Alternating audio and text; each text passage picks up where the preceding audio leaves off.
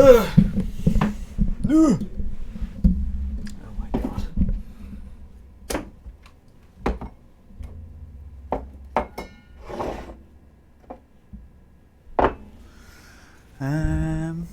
Right. Okay then. Let's have a little look here. There we go.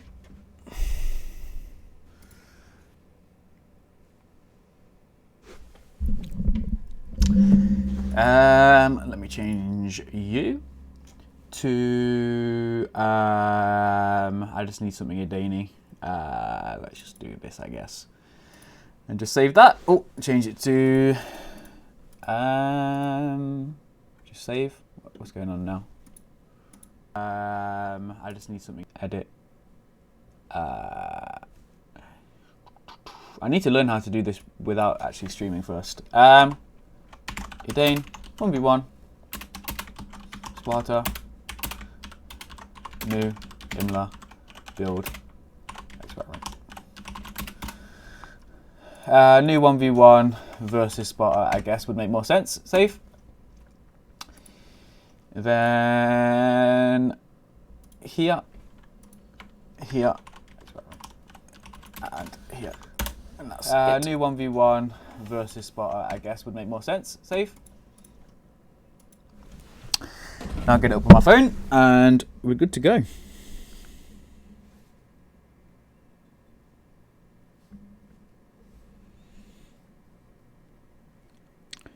So, I think we're good to go now. Right then. Let's just check that everything's working. Sound seems fine. No more RoboFella. We haven't had RoboFella in years almost now. All the technical difficulties just are melting away these days. It's just nothing but high quality content, by which I mean Imla games. I think, let me just check on my phone too. Yep. Oh no, no, definitely no. This needs to be like this and like this. Now we're good. Good job I checked. Right then. Now, does that look better on stream? Let's have a look. I can see myself changing it now. There we go. That's better. And just double check the audio too. Right then. No, does that look better? Sounds fine. Okay, let's go then, I guess. So I've come up with a new enlarged build that's different. Let's say it could just be a giant meme. I just thought I would practice it. I've done a couple of games with it so far, and I just want to see how it works against some decent players. But unfortunately, since no decent players were available, I've had to just settle for Spartacus. What race do you want? Any? I don't mind.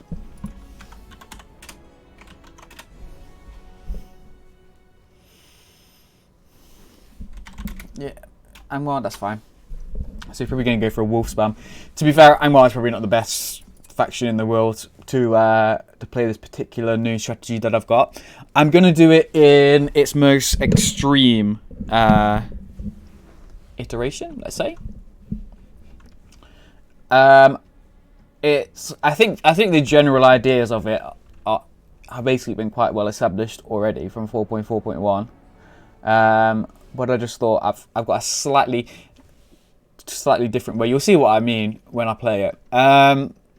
The other thing as well is even if this strategy isn't amazing, at the very least, let me turn down the voices. They're way too high. Let me build stuff first though. Keep your wits sharp. Yeah. Even though it's probably like the basic idea is quite well established, you'll see that it is slightly different, and I can talk about it as we're playing it. The thing is, it might not be the best idea in the entire world. However, let me just sort my mic, get my mic out of the way of my hand. Yeah, it might not be the best idea ever, but the thing that I'm considering also is that even if it's not the best idea, if I can just throw something in like this into enlarged games generally, or you guys can too if you think that it's a good idea, then it's just going to make my other strategy with Imla just that little bit stronger, because then people aren't just going to be expecting the same thing every time, basically.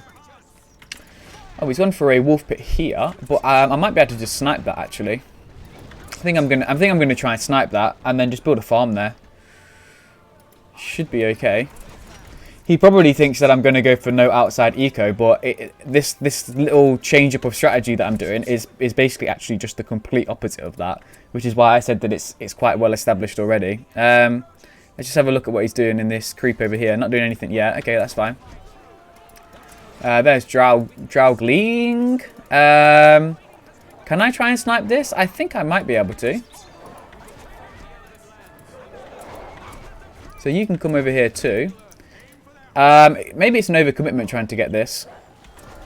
That's level 2 though. That is very nice. Okay. So let's use a heal on these guys, since they are low on health anyway. And then let's just try and snipe this, I guess. Could be fine. You target these guys. You just go on defensive. You go on aggressive. Wow, it's taking a long time to kill it though. You guys are getting wrecked. Maybe not the best idea in the world to try and snipe this in the end. Let's see how it goes. At least he's not going to be producing any more wolves if this is his only wolf building. And there's that. Let's try and snipe this too. Then actually, I am going to still... I considered maybe getting a second sword battalion out, but actually I'm still going to... I'm still going to try and do it like completely this new style. And not kind of hold anything back. In doing that, it's probably the wrong decision, but YOLO, I'm going to do it anyway. Just because I'm interested to see if it would actually work. So, you've seen my base now. I'm doing something slightly different, as you can see. Oh god, I need to protect these pikes a bit more. Oh god. Yeah, this could just completely flop on its face, to be honest with you. But we'll see how it goes. These pikes are getting absolutely wrecked by the creeps. Nice. How many wolves has he got now? Quite a lot. Yeah, now that he's harassing my farms too, that's not great for me. Look at this one pike unit. Oh no, it's going to die. Okay. Let's see. As I could say, and how it's looking at the moment, is not great. If these farms are a little bit slower to harass, we could still be in with a chance, but they are pretty quick to harass now, and expensive. That one's gonna go down. Go E4. Yeah, I need to go E4. That's the only way that I can win these days. Right, let's see it. There's not really any point in me building this anymore. The plan's already kind of flopped, lads. The plan is already kind of flopping, if I'm being honest, because I wanted those farms to stay alive for the discount, but you just gone in and harassed it super early.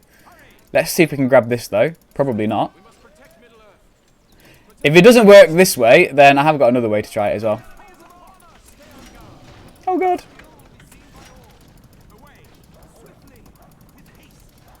There goes my pike. No!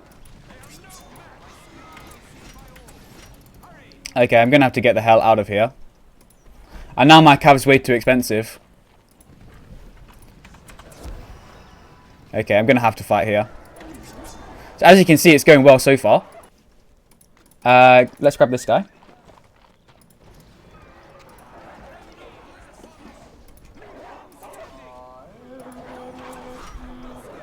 At least I've got a heal coming to keep these guys alive. They might actually do all right in this little corner. This is so memey. These guys might actually survive this by the time the cav actually comes out. Gildor's not going to survive though. They're level 5 now. The only problem is his Draugling's here, but his Draugling might actually get killed, and it does get killed. Nice. I'm just going to stick you guys on defensive. You're completely surrounded, which is nicht good, but my hobbits are coming in pretty soon. Here's the hobbits. Have I got enough space to summon them? I do. Nice. But he's going to die. Level 5 and he's dead. Damn it. That would have been so much better if he had survived that. As you can see, very memey.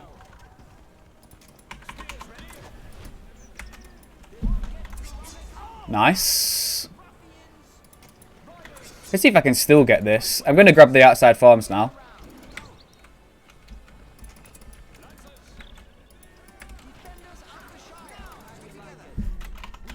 Surprisingly, I'm probably still going to be able to steal this troll creep. The only problem is I really needed those outside farms to make this super early cav work. So it's probably going to absolutely flop now. Because the plan is to keep the sword, the one sword and the one pike alive. Almost saved those. Yeah, I know, it was so close. And they were level 5. But if you've got your sword and your pike after this, then you're actually doing pretty well. Let's just try and do some damage over here. Oh no, he's got too many pikes. Okay, so probably not going to be able to get that troll pit then. He is going to be able to snipe that, unfortunately, for us. Yeah, and then it's all just kind of failed now, to be honest. I see a checkmate in 2 turns, pretty much, yeah. Yeah, if I could keep those swords in the, that's why against that's why I was saying against Angmar, it's not the best strategy, just because they can completely snipe your first sword and your first pike that you bring out. If I still had that sword and pike now, I could be going and creeping elsewhere, but I can't really do that now. Let's come over here and see if he's grabbed this farm. But yeah, we'll try it against this strat is not good versus wolves. Yeah, it's not good versus wolves, exactly. Let's try it. We'll try it again with against a different faction. Against like a Gondor, or just like a more non-wolfy faction, I guess. It can actually be quite legit. Let's creep with these guys. I'm going to get my second battalion of cav out as quick as I can. And then you'll see the second part of the plan. Although, I mean, like, we've basically lost now already, just because of that start. But we'll see how much it can cope with wolves, which is basically not at all. How much is this now? 720. Okay. We're nearly there anyway. Hopefully this guy's going to stay alive. Should do it. If it's just being harassed by wolves, should stay alive. I need to get this battalion out before he kills that, though. There we go. So there's that battalion coming out. But yeah, it's basically just died to the wolves, hasn't it? Why did I build pike first? So the plan is get a pike first, right? Then you can just delete your barracks, which is one of the things that I think is probably a bit too extreme with this strategy. But you can then delete your barracks because you've got the pike in case any early cav. Then you invest in cav. And then you get 2 battalions of cav, and then once you've got your 2 battalions of cav, you then delete the stables, and then you go back into infantry again. I just thought I'd see how it works. It's clearly not worked against wolves, but imagine if I'd still had this pike and this sword alive, I'd be in a much better position now. So once this guy comes out, and it's especially good if your enemy isn't scouting you, and especially if they're not harassing you, because they might think like, oh, Goodfella's not going to go for any outside farms, and therefore maybe try and not harass. So now, this is the second part of the plan.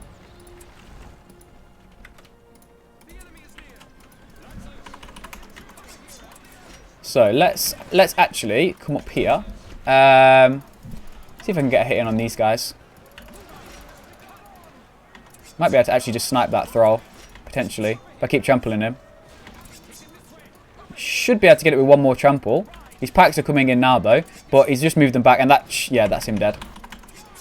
I can contest this harassment here.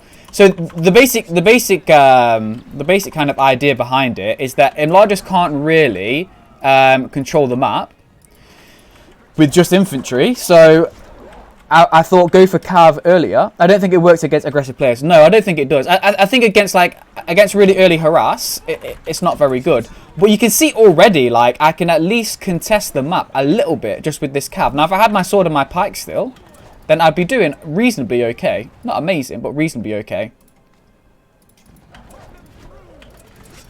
And I'd at least be able to have a little bit more control over the map. But at this stage, I don't really have that. And also, I'd be maxed out in terms of my CP. Yeah, maybe just altering it slightly so it's not as extreme as this. But it did work against Max when, obviously, when he wasn't Angmar. It did work reasonably well against Max. So yeah, now he's gone into Khan Doom, so it's probably over for me already. But let's just keep doing this. I'm just going to keep over-investing in my inside economy. I can't, and see, like I can't really keep control of the map now, even with the Cav, because he's got the pikes. Angmar is very strong right now. Yeah, I think it is.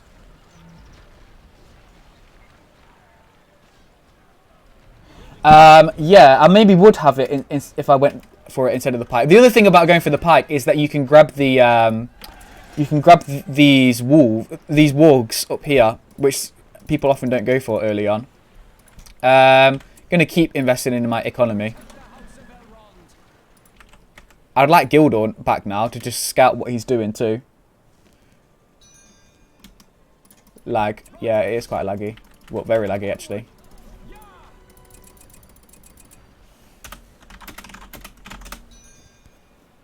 And also, imagine it like if outside eco still costs 200. Imagine how much stronger it would be then. So you guys go do this. And the other thing is, it's like, obviously it didn't work well this time, but it's a surprise as well to get, if you're playing him largest, to get Cav this quick. That often people aren't prepared for it.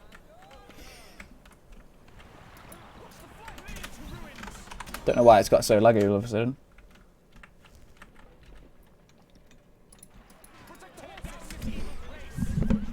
And usually I wouldn't get this barracks either. Usually I would just leave the barracks and just go for like an eco rush to back it up after you've got your two Cav battalions. So you've got your two Cav battalions, a sword, a pike, and then like an eco rush on the inside after that.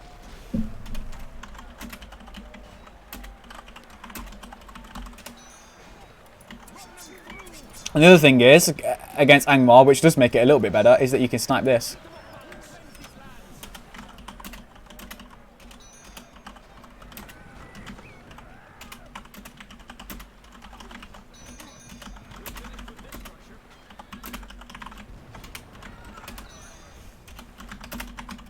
Yeah, you can snipe the builders, which probably I should have done to stop him from getting onto Khan Doom.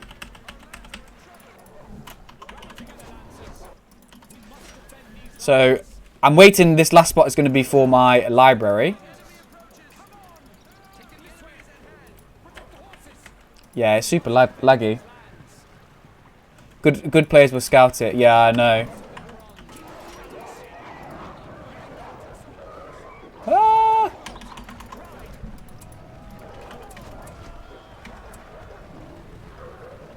Let's see how well these guys do, even with the pikes being here. But like once the Cav's out, it does actually counter the wolves a little bit. These guys are going to actually just do fine here, as long as they don't trample into the pikes. You need to pull back though. You desperately need to pull back, and then they're dead. Nice.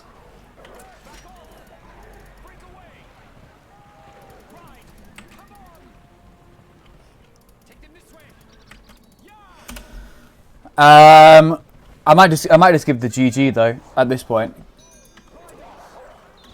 Although the lag is better now, but I haven't got my 2 battalions of Cav out, so it hasn't worked out for me this time.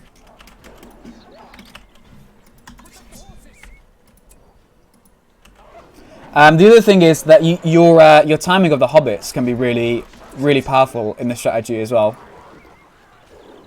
So you often get your hobbits just around the time that your Cav battalions come out, and then they do even more damage because obviously the hobbits can pick off the pikes. Speaking of which, down goes those pikes. Let's grab this. But yeah, he's got too much of the map now.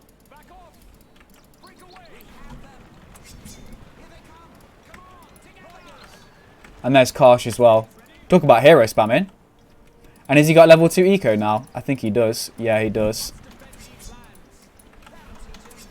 So it's pretty much GG now. And the thing is with this strategy, you have to keep everything alive. If you start to lose stuff, but that's almost always the case with enlargers anyway, isn't it? Really.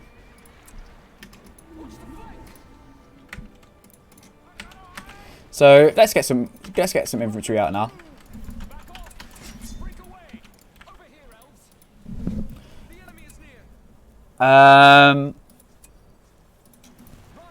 I need that second battalion of Cav 2 really to make it useful.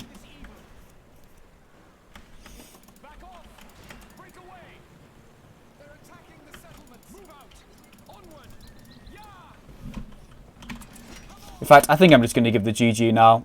See, though he's level 2 eco as well.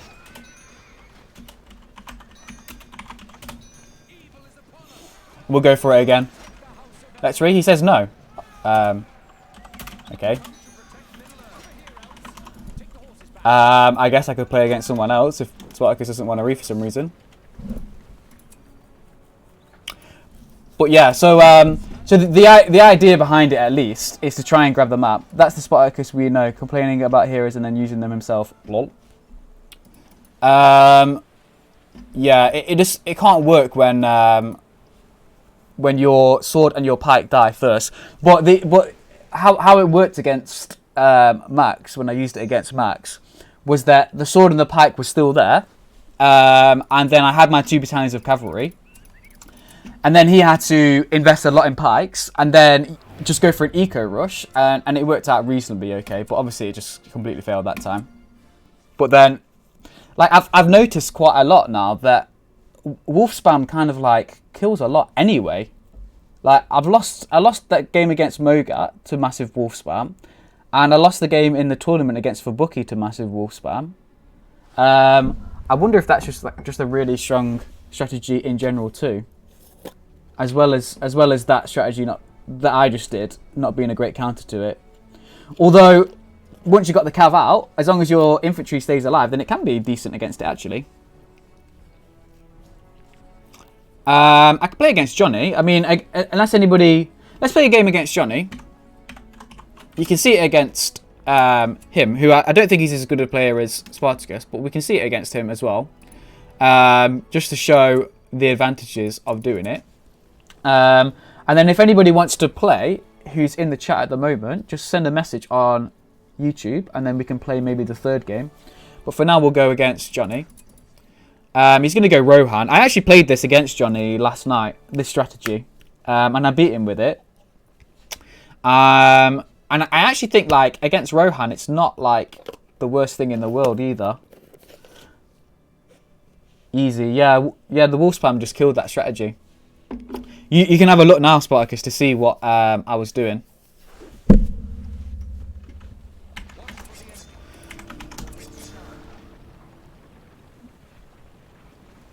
Lol. Spartacus is having an argument in the chat again. Surprise, surprise.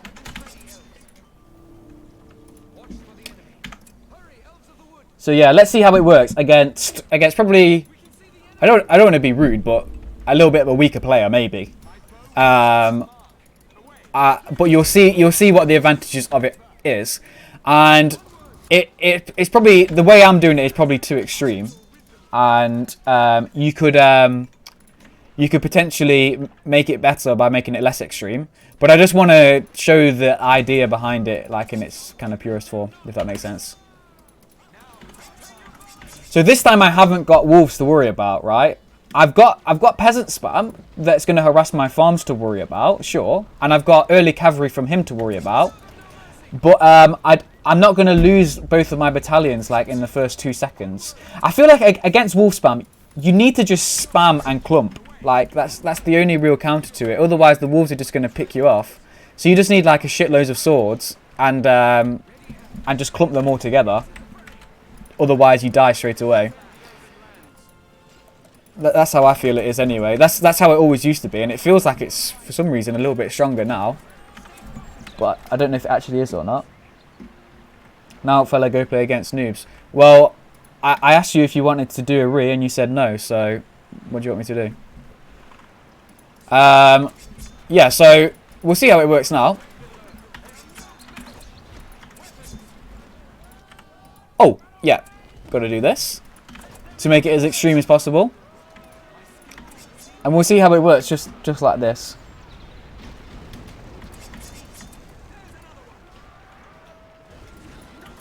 There's a level 2, nice.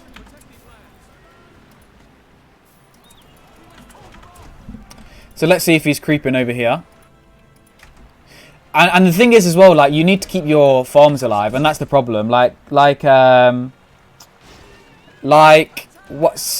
Jojo said, against an aggressive player, especially one who scouts and is aggressive as well, it's not going to work as well because they're just going to harass early on. They're going to see what you're doing and harass early on. But in a less extreme form, you could just throw it in to try and just mix it up so people don't know exactly every time what you're doing. So look, here he's not creeping well, and I'm going to be able to steal the troll creep. And potentially the reason why I might win this game if I do win it is more because he's just fucked up his creeping more than anything else. Oh, although having said that, here I am, fucking up my creep. Gildor, save them please. I thought he would have walked through my pikes, but he's just uppercutting them instead. Nice. Okay, so let's do it now. And it just so happens that that your CP is like perfect for 1 pike, 1 sword, and 2 cav. So this at least you're gonna see like best case scenario, the advantages of this little strategy that I thought of.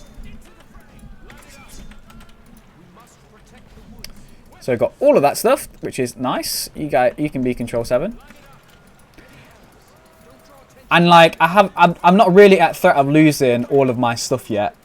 If he did go for very early cav as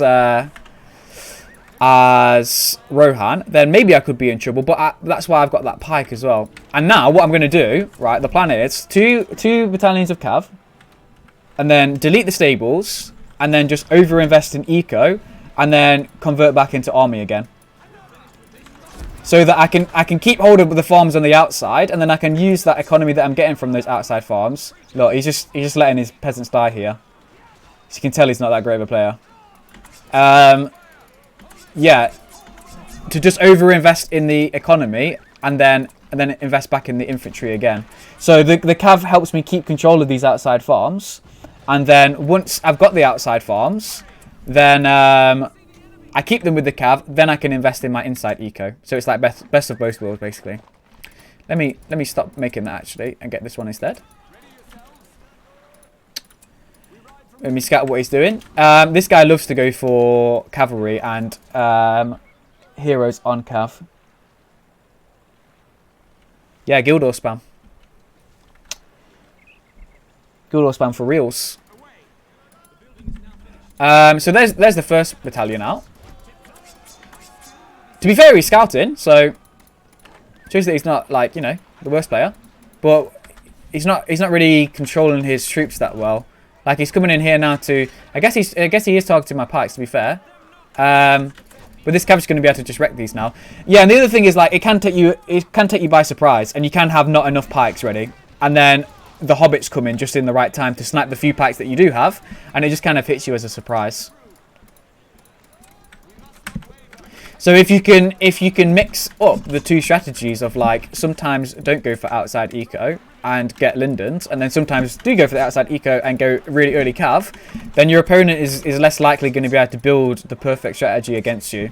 The only problem with that is that both of those strategies probably aren't as good as just doing like a kind of basic, you know, a basic outside eco and infantry, and then go into inside eco. Oh yeah, I forgot. I'm supposed to do this, then this, then this.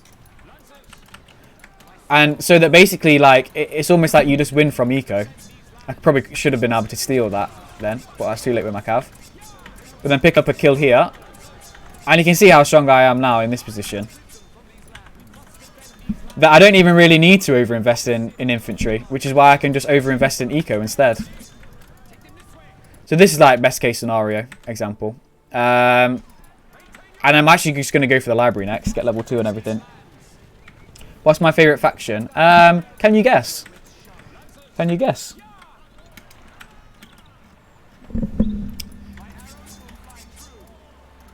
And then, yeah. And the other thing is, if you do hit him hard, And I went up here purposely to try and contest his creep. Oh, he's got...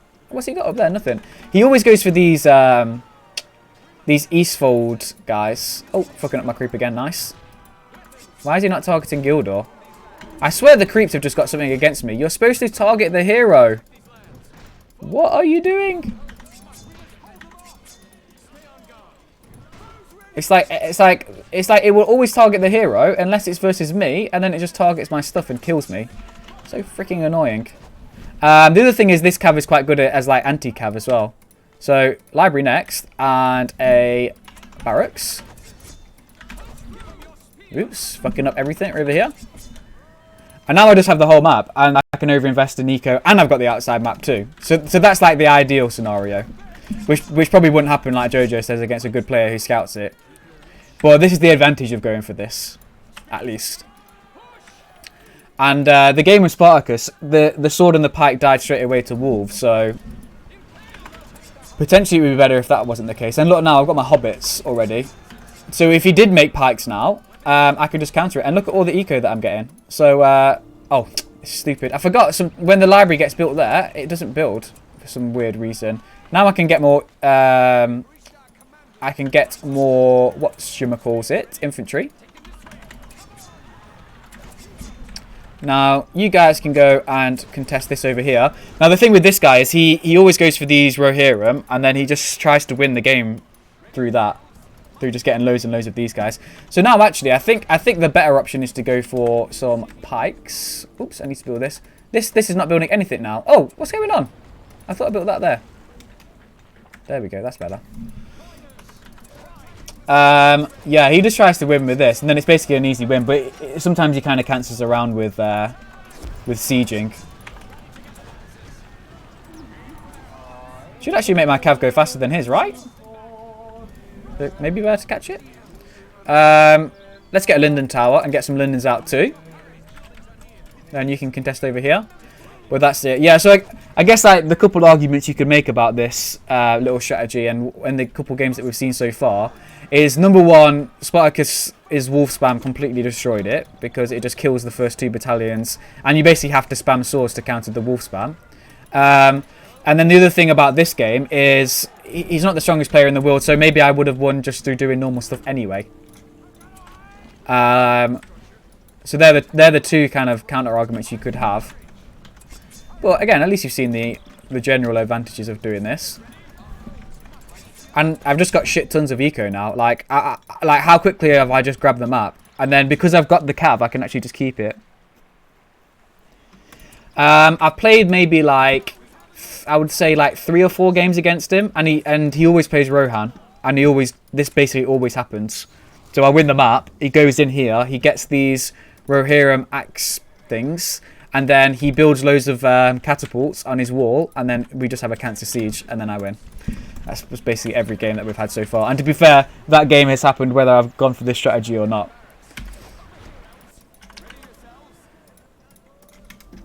So yeah, then like I'm getting so much eco too that I can just instantly upgrade my my library, and then I've just got like my eco just goes through the roof. So that's the other thing. You don't just do this early cav rush. You back it up with like an eco rush as well.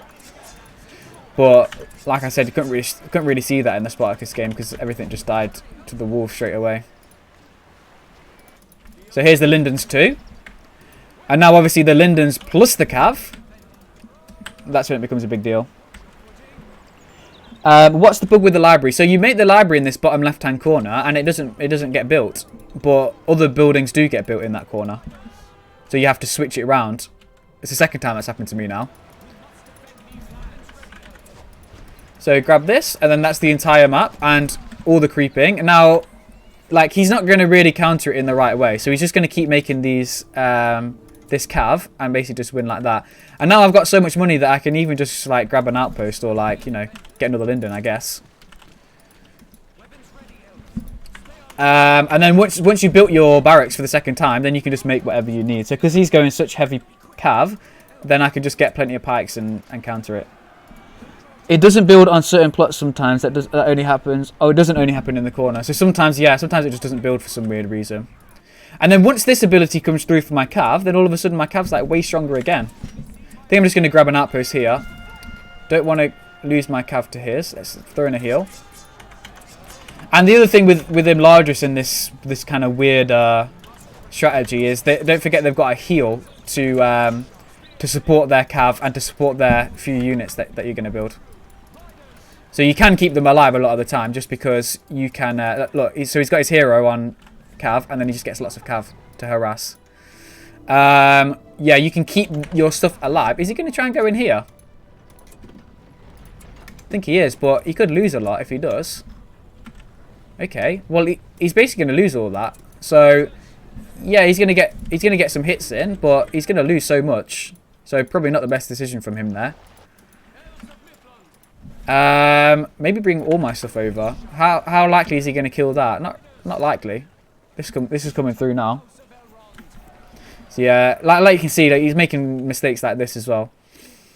I guess he hasn't got any other stuff that I need to worry about, so I may as well use my hobbits too, and then just go in there and kill him, I guess.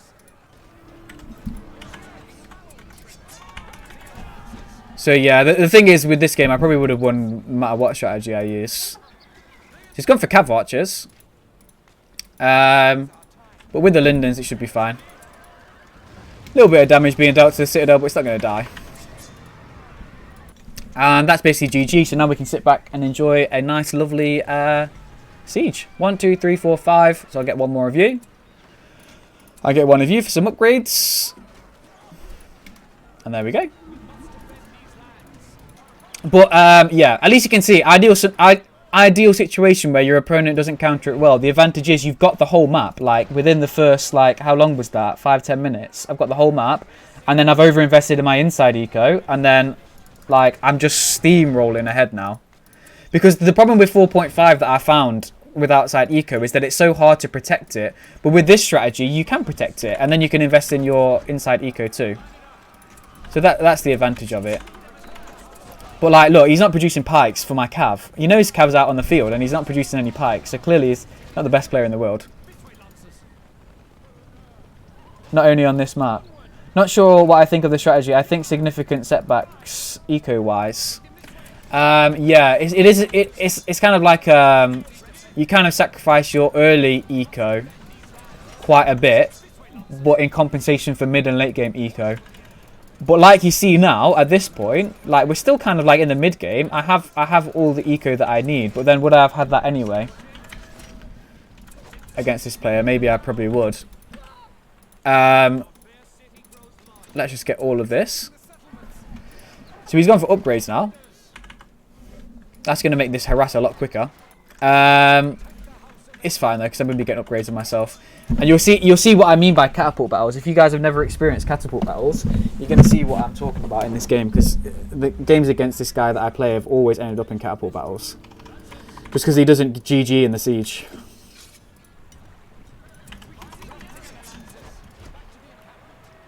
And he kind of just runs around with his cav and tries to be annoying like this. So this will be the game for the next few minutes, guys. Just to give you a fair warning.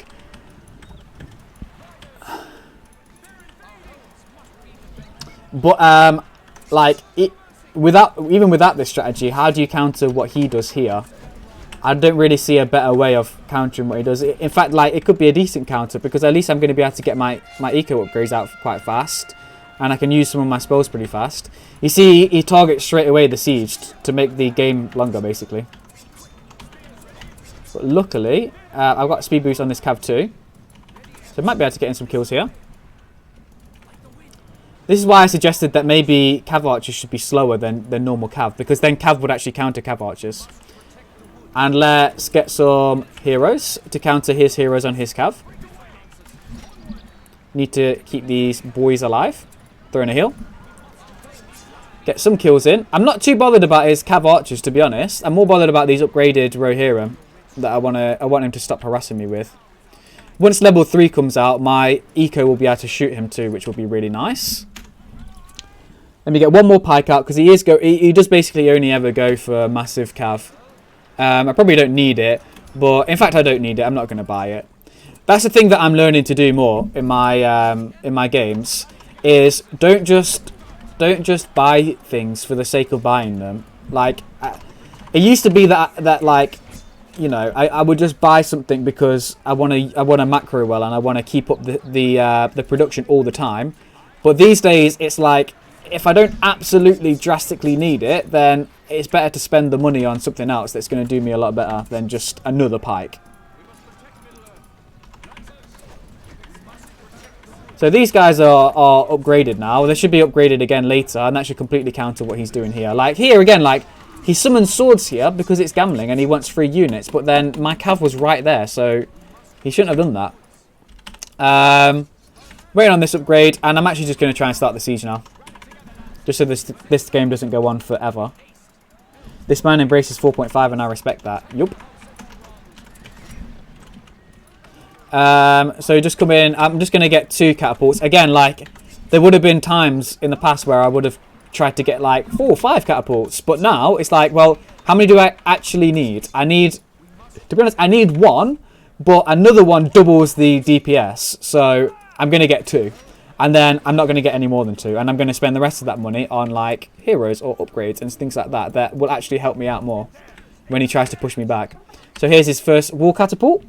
Nice.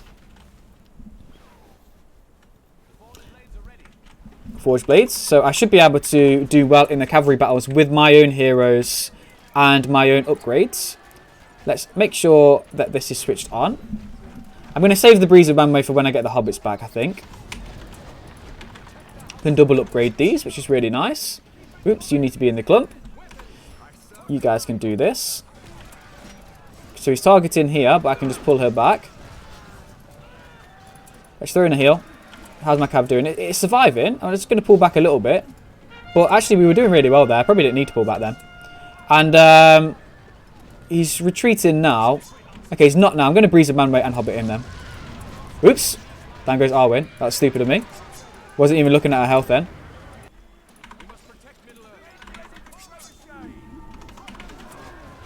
But with the hobbits, it's going to kill all of his stuff, so we're all good.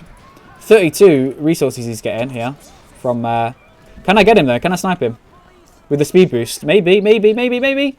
Get him, flag him, flag him. And they stop attacking. Nice. So lost Arwen, which I should never have done, but at least I've managed to kill a lot of his calves. So that harassment of that's going to stop. And I got enough money to just buy it back anyway. And there's the GG. So he's actually not, he's not super cancering it. He's throwing in the GG for the first time. Now it's defense. Oh, so he's not going to just quit. Nice. Nice. So this is how you siege, boys. This is how you siege. Oh no, he's left. That's it. GG. So does anybody in the chat want to play? The only problem is now that you all know what I'm doing, so you can just try and build against it. The more kind of like one of the main advantages of doing this with enlargers is no one expects it. So you often don't build pikes in time, and then the cav hits hard. So it's probably not going to work against somebody who knows it's coming. But like Jojo says, you're probably going to scout it. I guess you could. It could work against like a Gondor or a Rohan if they're not going to use their Merry, or even if they do use their Merry and Pippin. If you can actually kill that scout hero, because the start looks exactly like any other start. You just build a barrack and build some units out of it. But then all of a sudden you just completely switch it up and go for super early cav, just to try and keep hold of the map. The cav doesn't necessarily have to hit that hard to make it work. Does the Sicilian defense work against your strategy? The Sicilian defense works against everything, so yeah, I guess. Maybe one of your viewers will play. If you'll give them t-shirts or something for a win, they'll be motivated. Okay, guys, free t-shirt if you play. In fact, free 50 t-shirts if you play. Okay? Whoever wants to play me will get 50 free t-shirts with my face on it. And by my face, I mean the face that I've got on Discord with the guy from Goodfellas. Not my actual, literal face. Although you can have that as well if you really want it. I put it on the back, I guess. I'd love to play you, but I'm too lazy to reinstall Game Ranger. Nice. Well, whoever wants to play, come play. Hashtag Mogap, maybe? So yeah, the thing is, like, one advantage of it is you could do one game no outside eco and Linden Rush, which is reasonably strong. Then another game you could go all outside eco and Cav Rush, which can also work sometimes, but can also completely flop like we just saw them. So anybody who would like a game can play. Otherwise, don't, I guess. Let's see. Why is this not coming on? I thought it would come on. Oh, there we go. So yeah, anybody want to play? The game ranger room is open if you'd like to play.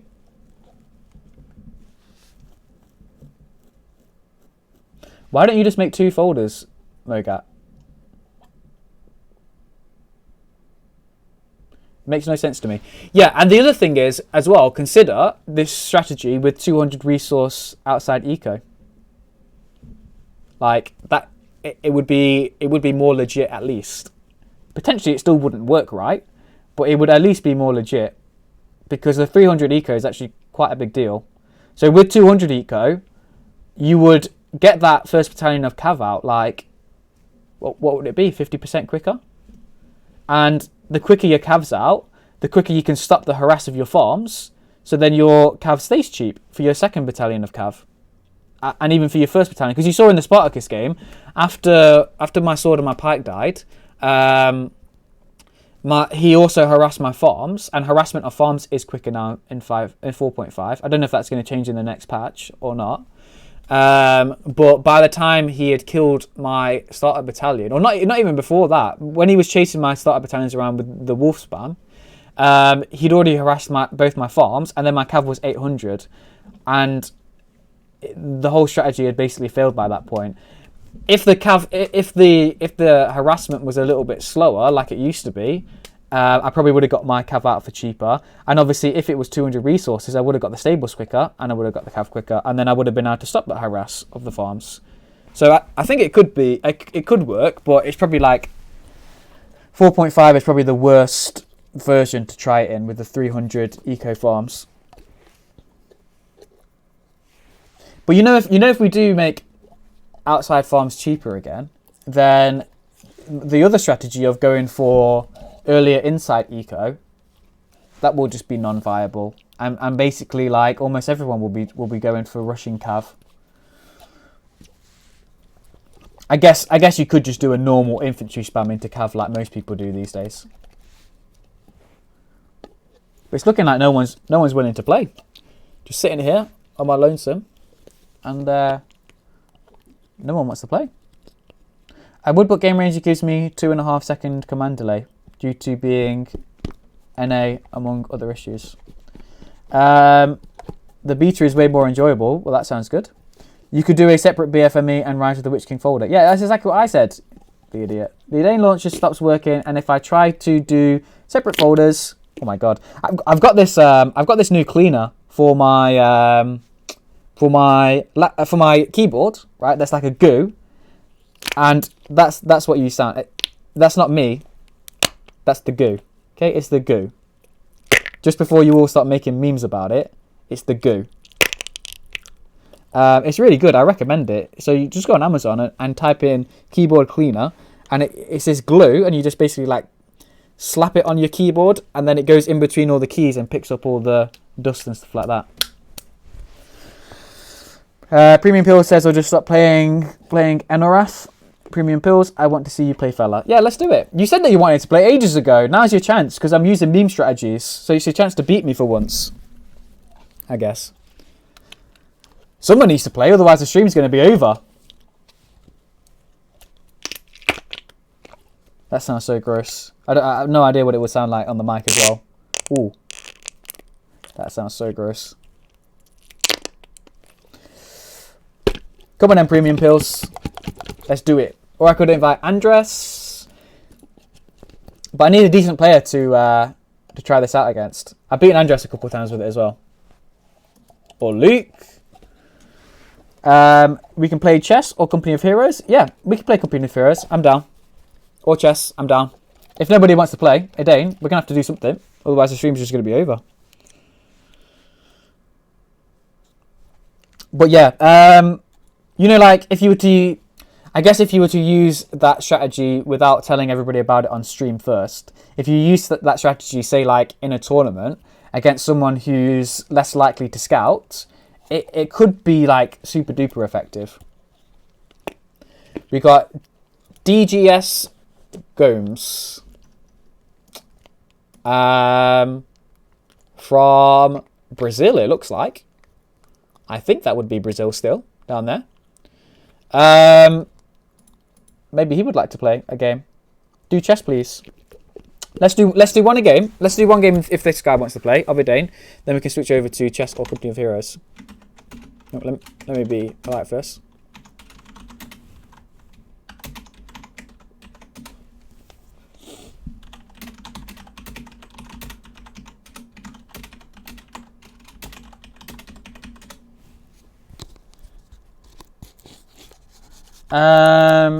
Wait, you got Company of Heroes, but not Dawn of War after years of telling me that you promised me to get it.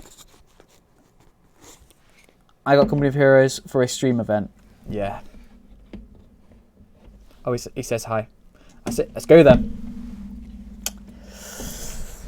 I'm fine with watching either or. Yeah. Let's do another round of Edain, seems though Premium Pills is running away scared. And then we can do Company of Heroes / chess after that, I guess.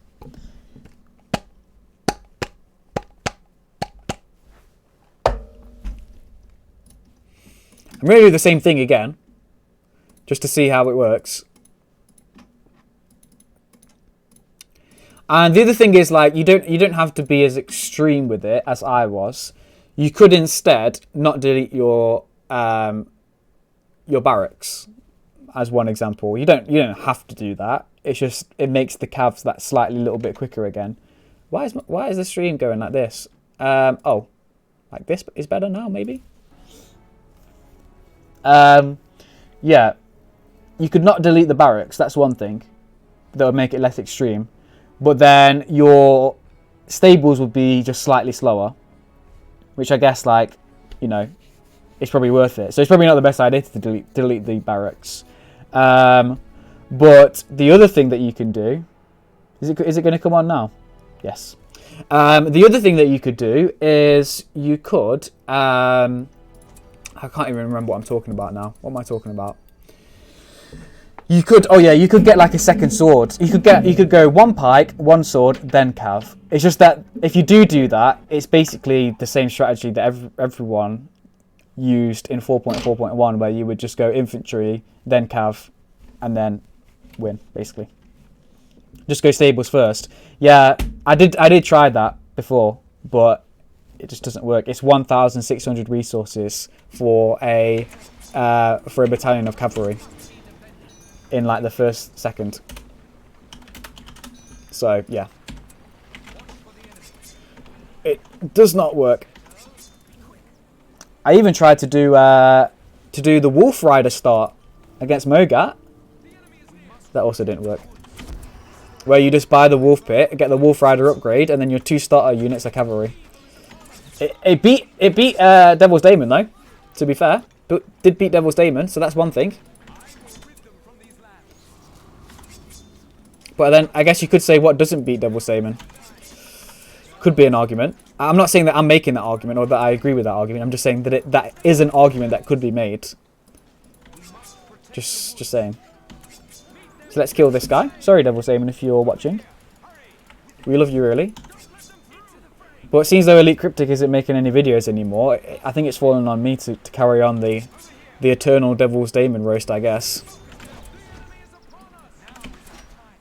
So you can stay here. So he's Gondor. So we'll see a Gondor Imla matchup that doesn't involve a Linden Rush, at the very, very least.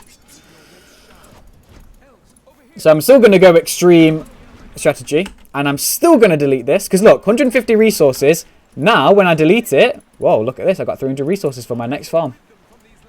He's going to try and snipe my Gilder, isn't he, the bastard? Well, I ain't going to let you. I'm in the habit of putting my stuff on offensive because I feel like it makes them go faster, even though apparently it doesn't. But I still do it. Now look at this. This is the good fella we know. Nothing in his base. Absolutely nothing.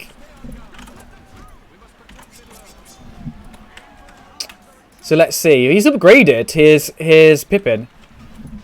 Kind of bizarre way to spend 400 resources this early on. So that could make him lose. Oh no, I forgot about my Gildor. You can't beat him. At least he hasn't got his speed boost. So he should be fine. The thing with getting pikes is you can pick up wargs as well. That's another reason why I go for pikes. Like, originally in the build, I would go here first. And then here with my pike. Because that is not where people usually go to creep first. They usually get the troll. But don't forget, the troll is worth 2 normal creeps anyway. So if you can grab this guy and this guy early on, you've basically won a troll creep. So look, this is best again. This is best case scenario where he hasn't harassed me early. Imagine if there were 200 resources too. He hasn't harassed me early, and I've got enough for stables. Now he comes in for the harass. What I'm going to do is I'm going to grab this again. Look, the 300 resources is killing me right now. I'm going to try and defend my investment that I've made. Can't see him near here. He could easily try and snipe this troll, but I can't see him, so I guess I may as well go for it. I'm just going to scout here, actually, just to see if he's coming. Can't see him, so it's safe for me to just go for this. And I'm just going to try and contest this harass so that my cavalry is a little bit cheaper when I do finally get it. Guess I'll just breeze a manway him out of the way. He's retreating anyway. I breeze a manwayed him because he probably could have picked up that kill if he just carried on fighting, if I didn't do that, but he ran away anyway. There's the green pasture. And 640, not bad, especially since I'm going to get this troll creep. Like, the thing is, there's no way I could do this if I had wolves. Like, if I had wolves. You can creep wolves with swords and Gildor. Yeah, I know you can. But the thing is, now that I've got these pikes, then they can just do it by themselves while the Gildor and the swords are going off elsewhere. Obviously, you wouldn't be able to do that if there was cav out, or if there was... if there are wolves out. There's no way I can split like this if there's wolves or cav out. But now these guys, look, they can just go over here and pick up these 2 warglayers that basically no one ever goes for in the early game. And I can stop this guy harassing me. And how many farms have I got now? 1, 2, 3, 4. So it's almost fully discounted. Once I get this, it will be fully discounted. However, the 2 battalions of cavalry are probably going to be out before it gets fully discounted anyway. I do really need to scout to see if he's got cav coming. But if he does have cav come in, that's the other thing. Like, well, I'm going to have 2 now anyway. I'm going to have 2 cav too. So, if anything, I'm going to be winning the cav battle, even if he does go early cav. Because one of the best things with Gondor against Imladris is to just go early cav. So, it will be fine for me if he does go early cav. So now that these guys are running this way, well, I can join them back up with the pikes, and they should be fine against early cav anyway. Gildor's scout is coming through now, so I should be able to scout. And you guys can completely stop the harass of at least just some swords. So I can just leave these guys alone now with my swords. I can just grab here, and I can just try and maybe creep this troll over here, when you guys can just deal with these. And I can grab you later as well. I mean, obviously he's not countering it because he's not protecting all of his units with pikes. But at least now I'm forcing him to protect all of his units with pikes.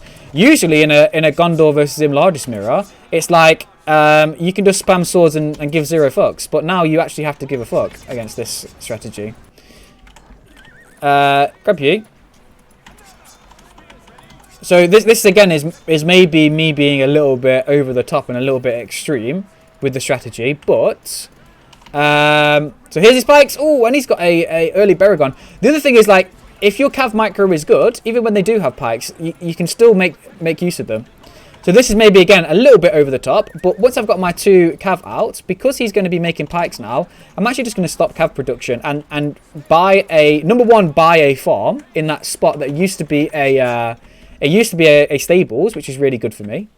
But also, as well as that, I get 400 resources from deleting my stables. So it's basically like almost like a free farm. Not really a free farm, but similar to a free farm.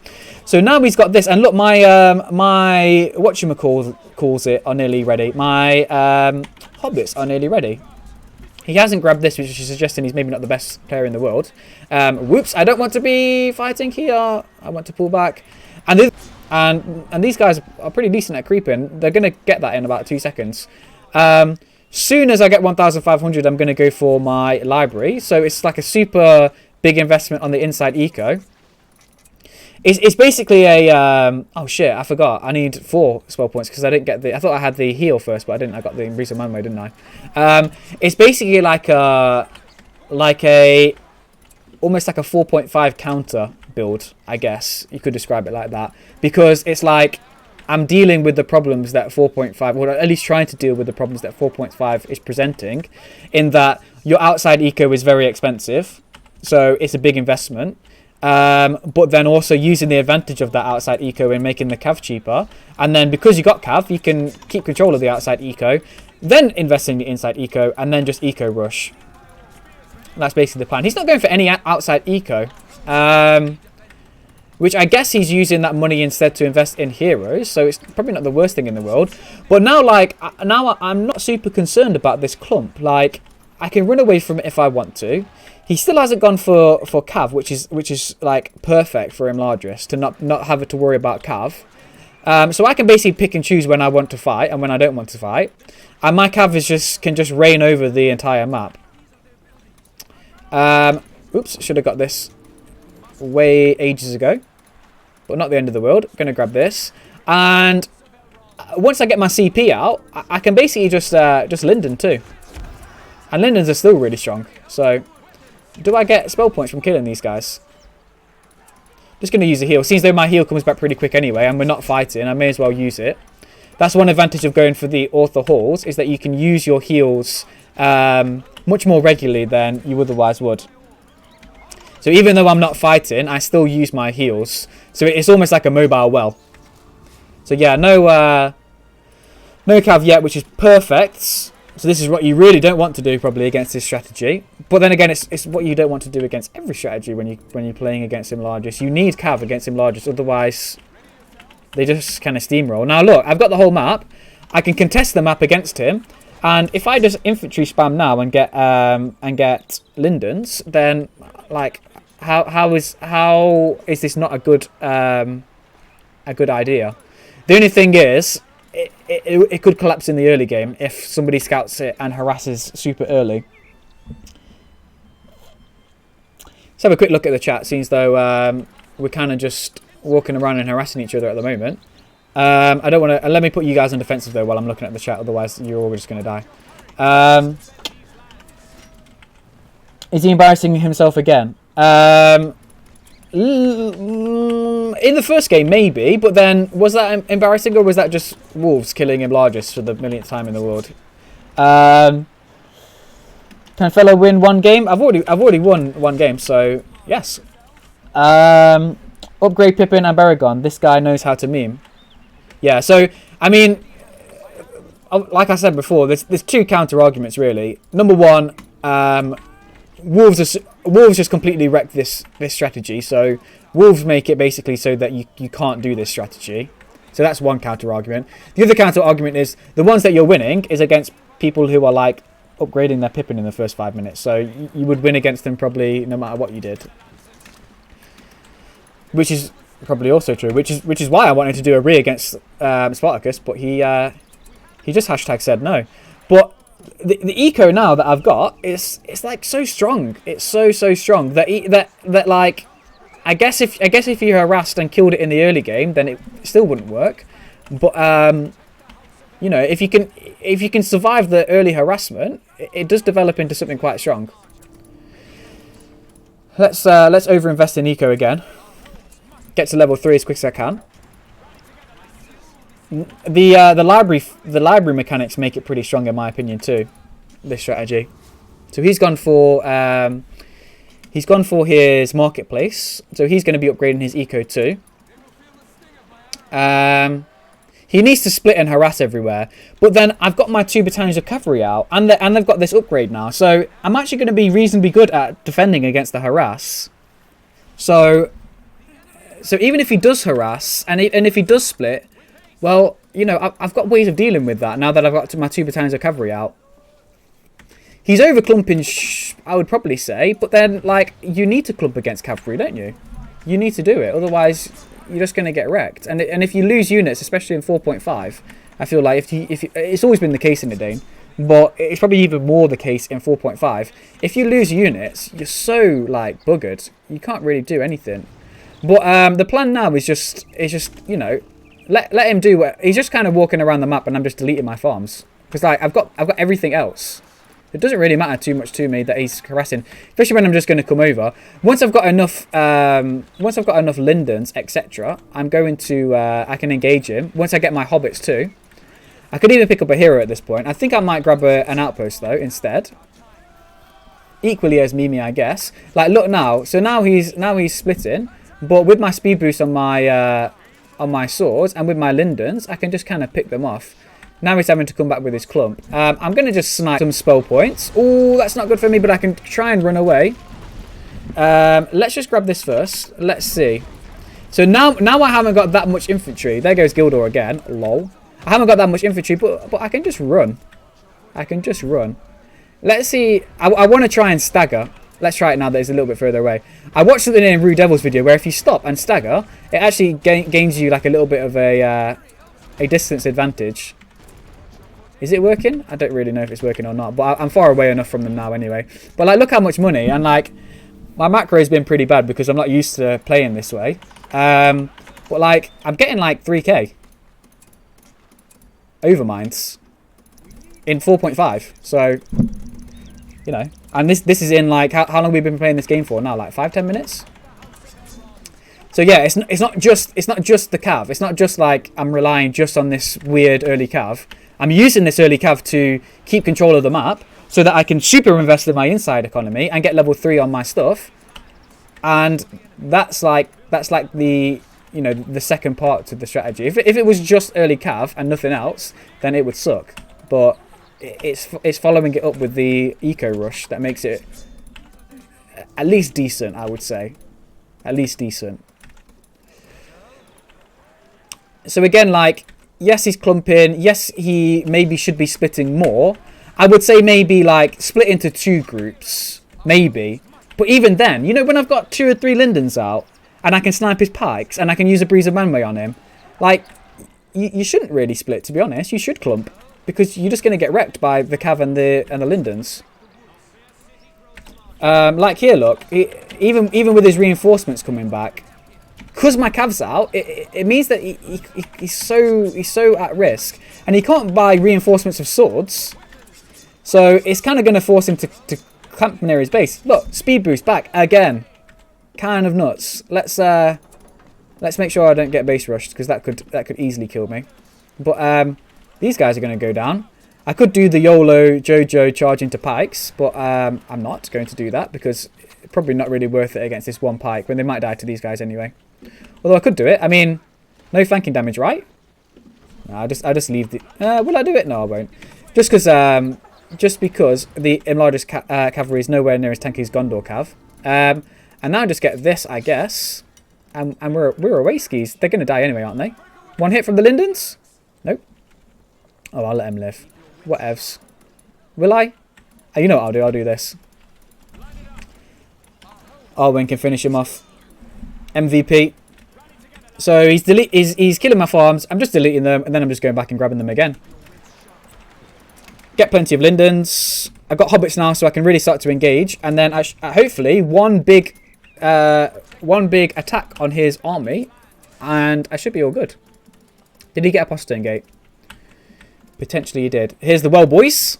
He did get a postern gate, and it's here. Oh no, he's going to survive. Damn it. I was too late. That was pretty stupid of me. Oh well.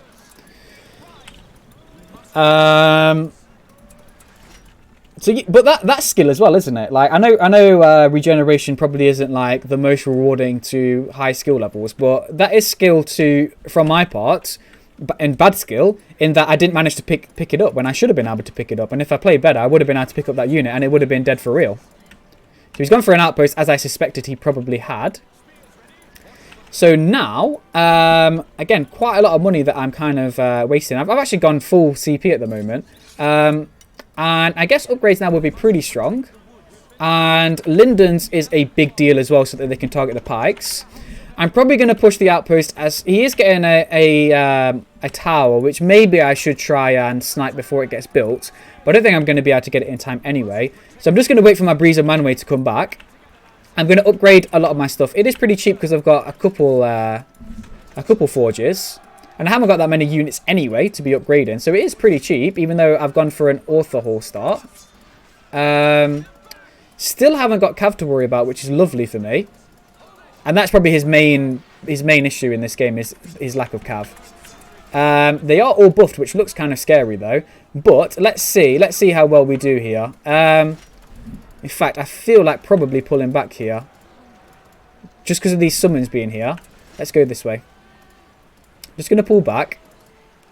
So I'm making so much eco and I'm getting better anyway over time. But I'm getting close to the point where I would like to engage. So I think probably, and again, like to be honest, if I'm going to play this ideally, I shouldn't engage yet. I should just wait, and maybe I actually will just do that. Just wait, because I mean, yeah, there's an advantage to attacking his outpost now. There is an advantage, but why not just wait and upgrade first? And upgrade my Cav. You know, get another Linden out. Get another 3 heroes out. Why not? When I've got the whole map and even though he's got this outpost, and yeah, the advantage of killing the outpost is he would have probably less eco because he's probably gone for some eco on it now anyway. But again, waiting is just saving me. Level 3 outside eco is so good because it unlocks a tower on it, basically. Right, so you guys upgrade fully, please. I think when I'm fully upgraded, I'm not going to wait around any longer. Did I get that 3rd Battalion of Lindens? I didn't. To be honest, I really don't want to fight near the tower either. So maybe I'm going to max out first. A little bit cheesy, but I'm probably just going to max out first and then attack his outpost. Because, end of the day, it is probably ideal. It is probably the most optimal way of doing it. To be honest, the super optimal way would probably be get some more heroes first and then do it. But I'm not going to go that far. I'm probably not even going to wait for my or will I? I don't really know. Let's have a look with Gildor. Let's see what he's got and make a decision then. He's got no eco there either, so what is this outpost doing for him really? It's got him a well in a good position and it's getting him plus 10 each turn. So it's not really doing anything. I am going to contest this harass though. Fuck it. Let's even summon some hobbits. Well, my Lindens are just YOLOing in there for some reason. Fuck it. Let's just go for it now. I think I've got enough anyway. Try and target his pikes if I can. Probably don't need to move. Probably just need to A-move. Let's snipe this. The only problem is the tower's going to be doing the most to me. Do I really want to fight that? I mean, I'm losing CP, so again, it's probably not the best thing to do it right now. Let's just pull back. Towers are still really strong, you know.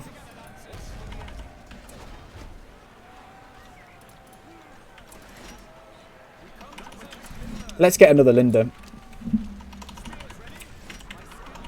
This is an issue with Edain camping mechanics, is that things like this, like a tower, a well, and a statue, it just makes you camp. It's the best thing to do if you've got that. It's to just camp there. What should I do now? I guess even siege now, because I'm pretty much getting ready to max out. I might even just YOLO go for some lore masters. Why not? I think even just getting siege now, because I'm going to need it to finish his base off anyway, and it's probably not the worst thing in the world to just go siege now and try and kill his outpost like this.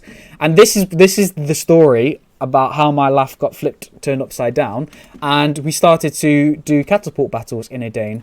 People would go for an outpost. People wouldn't be able to take the outpost because towers used to be even stronger than this. And you couldn't really go near it unless you had catapults. So then you would make catapults to get rid of the outpost. And then they would just get catapults of their own to snipe yours. And then, boom, next thing you know, you've got catapult battles. So he's got upgraders of his own now, which is not good. However, my infantry should be better than his. And I should be making enough money to be able to get more heroes than him. So I am still winning here. I just need to get this siege out and finish it off. I guess I'm just going to send you guys. I'll put you on control too, so you can contend with the harass. But look, the level 3 farm contends the harass by itself. Is there much point in me getting these outside farms now? Seems though he's just harassing them straight away. Potentially not, but I'm going to still do it anyway, out of habit more than anything else. And loads and loads of eco that I can spend on some more heroes. Going to get Kiridan next because he's going to boost the damage of my stuff. So I'm going to bring my cav over there too. So yeah, plan now is just start to siege. I'm only going to get 1 catapult, I think. That should be enough to just get rid of this 1 outpost. Not going to get 2. Because again, like, it's expensive. It takes up command points. I want the command points for other stuff because the map control battle is not finished completely yet.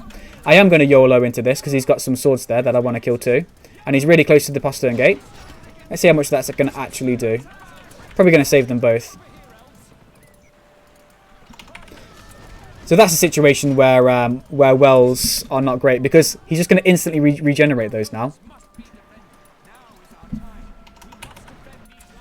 But again, would be way better if it was if the regeneration was just a bit slower. Let's go for some hashtag Lawmasters. So actually, I'm going to fight this. If he's going to come out on his own accord anyway, that's good for me. These Lindens will do the most. And my main concern is just get rid of his outpost now. Should be able to do that pretty easy. Let's actually get the twins, I think. Just because they are classed as hero killers. And I don't know how good they actually are. But they're at least hero killers. Let's bring in the catapult. And now I can check the chat because nothing's going on. We're just sitting around and waiting for a siege to happen. Who am I playing against? I'm playing against DGS Gomes, I think is how you pronounce it. So bombard here, just because no one really wanted to play for some reason. Just bombard that. Maybe I could just get more heroes, or I could get let's get another Lawmaster. Oh, I've run out of CP anyway. Okay, let's get banner carriers then.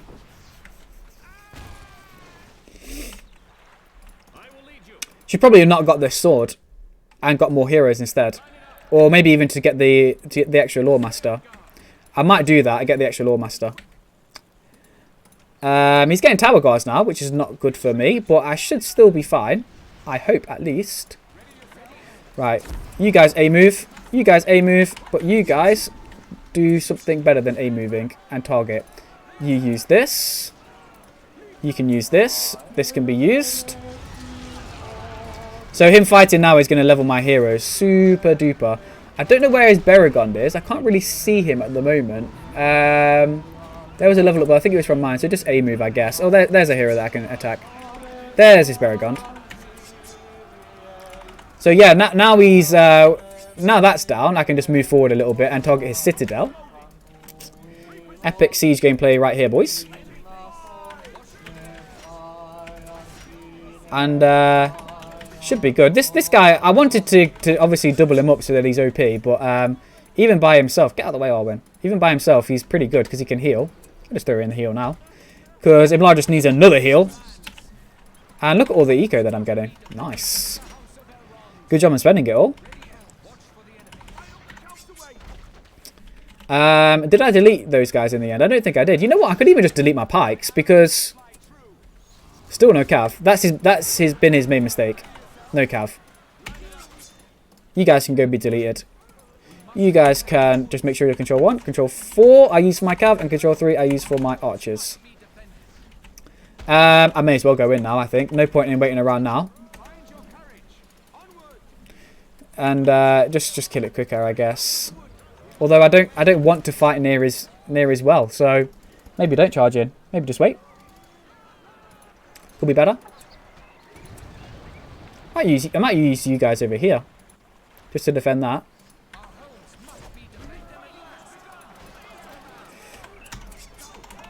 And then you guys can go up there too.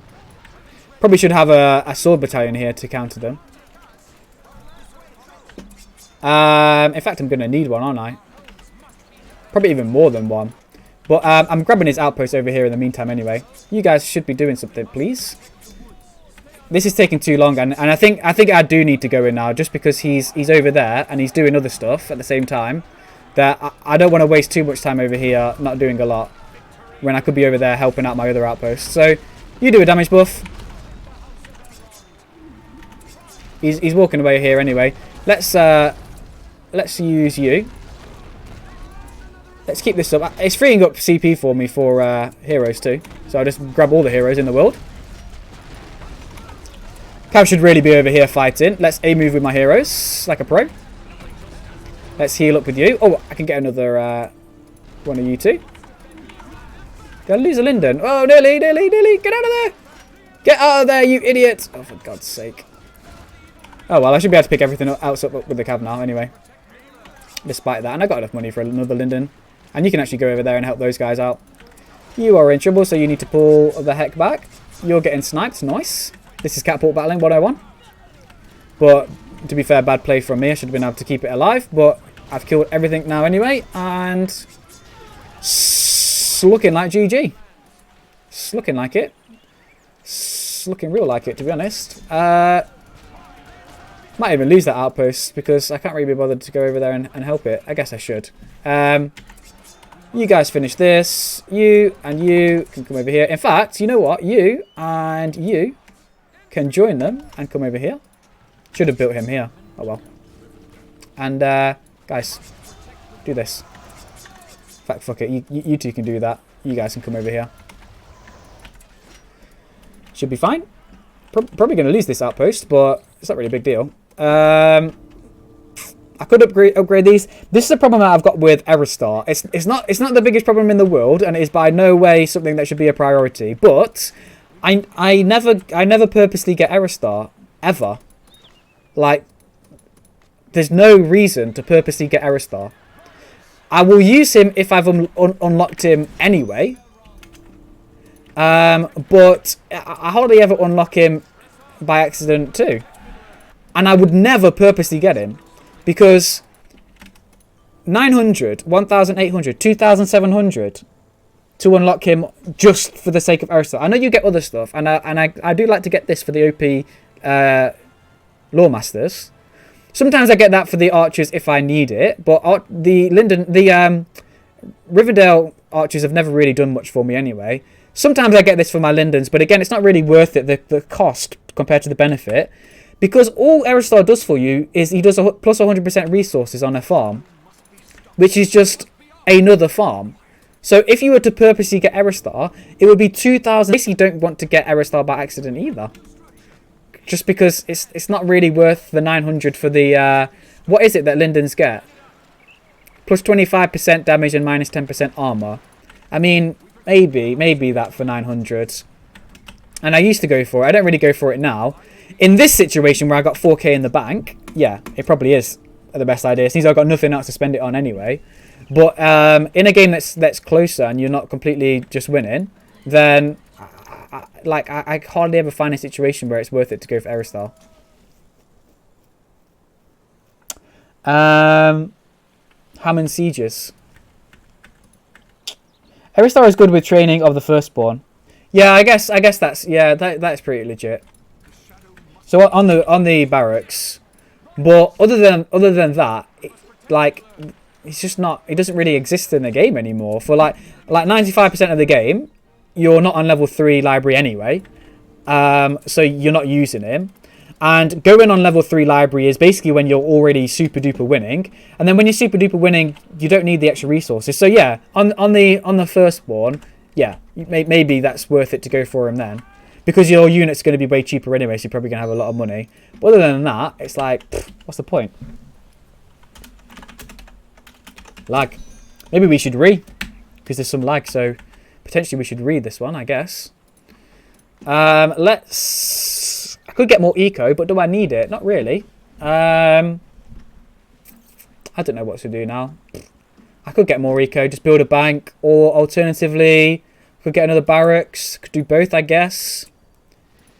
Let's just get one more barracks. Probably don't need it. I didn't combine you two, did I? Oh, I did. This power from the Lawmasters is so freaking OP. But I'm going to use it anyway. Because I got no self-respect. Yeah, boy.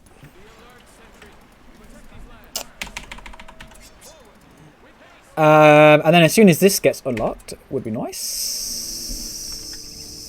Nice. You can be control group 7. Guess I could have bought into the stables. But yeah, if your micro is good enough, like, look, this cav has stayed alive. Don't think I lost that sword and that pike at the start either. But then obviously, like, you know, against a better player, then I probably would have lost it. But your cav is pretty. You can pretty much rely on your cav not dying a lot of the time. If your micro is good, especially since he's got this speed boost. Like, your cav's only going to die if like they used a spell at the perfect time on it, or I'm actually going to delete one so I can get some siege. It's only really going to die if they use a spell on it at the perfect time, or if your micro just sucks. But if your micro doesn't suck, then there's no real reason why you should lose those 2 battalions of cav. Just make sure that you're careful with them, he says, charging Arwen into Tower Guards on cav. It might even be worth it to delete both cavs now, you know. Seems like he's gone for Tower Guards. Let's see how much this is going to do. Get all the speed boosts going. All of them. Super quick stuff. Let's do it, boys. Do some knockbacks. Oh, I should have got Luthien, but I can use Luthien together too. Let's try and block his escape. Maybe. Does that work? Maybe. Let's get you boys. You boys can A-move. Oh, you're super fast too, so you can come in here. Oh, it doesn't work. Nice. Just they're not really doing anything either for some reason. Sometimes the largest units just derp out and do nothing. Like, they do that all the time. I don't know what it is. They just stop doing everything, and they just sit there and just do nothing. What gives the slow buff? Gildor. So Gildor speeds people up and slows. Oh, and Lawmaster. Speed is like the #1 thing for him, Larger, or at least it used to be. I'm not sure how much it is now. But the thing is, when they are speedy and the enemy is slow, there's so many times where they just don't attack anything. They just keep running into it and never attacking anything. It's a weird one. So I'm going to do my usual tactic and get 2 catapults and just leave it at that. And we basically won this one. Very competitive scenario right now. I know, right? At least my eco is behind. My eco income is behind his, so he's got chances of comebacks. If I lose some stuff, then I'm going to be in big trouble here, because he's going to be having way more eco than this 7k. Wow, that's got a lot of range. Where you got this? This could be like I give you permission, guys, to use this as the advertisement for Edain. If you've ever noticed, and this is something that I was going to mention before in Modern Union posts. Where are you going? Come up here. In a Modern Union post or something like that. If you have a look at the adverts for Edain, and Edain 4.5, all the adverts, so all like the trailers for it, they involve sieges. But it's not just Edain. Even Battle for Middle-earth from EA, their adverts for their game, even Battle for Middle-earth 2, which had the free build system, their adverts for it were siege scenarios. So, like the advert for Battle for Middle-earth 2, it was like a base filled with walls and people like sieging the wall. So you'd have like all the buildings and there'd be a wall and a gate like blocking it off. So so that was like the advert for Battle for Middle-earth 2. So they didn't think like, oh, now that we have the free build system, there's going to be no sieges. They must have thought, like, now that we've got the free build system, people can build their forts, like, however big or small they want to build their forts. Whereas it turned out that nobody really buys walls in BFME 2. Or at least in the games that I see, a lot of the time people don't build walls. But their actual advertisement was literally sieging, just with free build in it. So yeah, it's always been like a like something that people look at and think that this would be a really good thing. But it's just the combination of map control and sieging together. It's so hard to implement in an RTS game. You shouldn't be control group 4 anymore. You should be control group 1, control group 3, control group 5. And let's just wait for this wall to die, I guess. Then we can go in. He does have a rebuild, which should be nice. The other thing is, like, I know Imla just wouldn't have that great siege weapons, but do they really need to be this much slower than Gondor siege? Like, I mean, come on. I don't want to wait here for the rest of my life and just like look. Even though I've got 2 of them, like, what else could I do? I could get 3 or 4, yeah, but I don't want to waste all those CPs on it. I want to have my CP for something else in case he pushes out, because he is building up an army now when he didn't used to have an army. I mean, I've got a really strong army too, but he is building it up, and I don't want to overinvest in siege and then have no CP for everything else. I guess I could... oh, here's Eristar. Give me another farm, I guess. Let me get you, actually. That might be quite a nice idea. I guess I could get more... I could just spam loads of buildings and replenish it all really quickly because of my eco being through the roof. What else could I do? Literally anything else, dude. Well, I can't buy rams at the moment because I would have to delete one of my outposts. Or I could buy like 3 or 4 catapults. It would be fine if like the damage output on this wall would be like 2 or 3 times higher. And I do think catapults should be stronger and only work against walls. Well, what else am I supposed to do in this plan? Oh, I guess I could I could target the gate. But then he's going to open and close the gate and all that stuff, and I can't really be bothered with that. But as soon as this goes down, then we basically won. So yeah, I could target the gate. Fair. Can't build any rams though.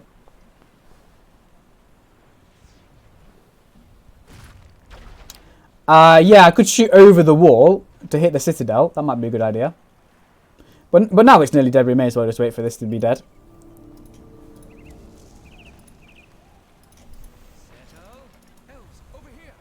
And then we can move in with our units and kill it quick anyway.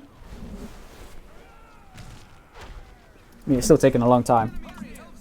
Does this buff siege too? Maybe.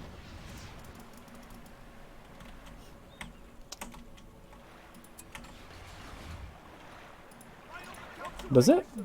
I don't know. Oh, he's rebuilt. Okay, yeah. Fuck this. We're going for the gate. By the time it's damaged again, it's just gonna have to rebuild back. So yeah, I should have gone for the gate in the first place, or go for the citadel. Do you think? I don't really think that you should like be able to do that though. I don't think you should be able to just shoot over the wall and hit the citadel anyway. You're missing. You. He could snipe my catapults now. Look at the damage is still pretty low. But I guess it is quicker. Just imagine if he gets a stoneworker now, right? And he upgrades all of his stoneworker, or let's say he gets like a Denethor and puts his Denethor on the wall.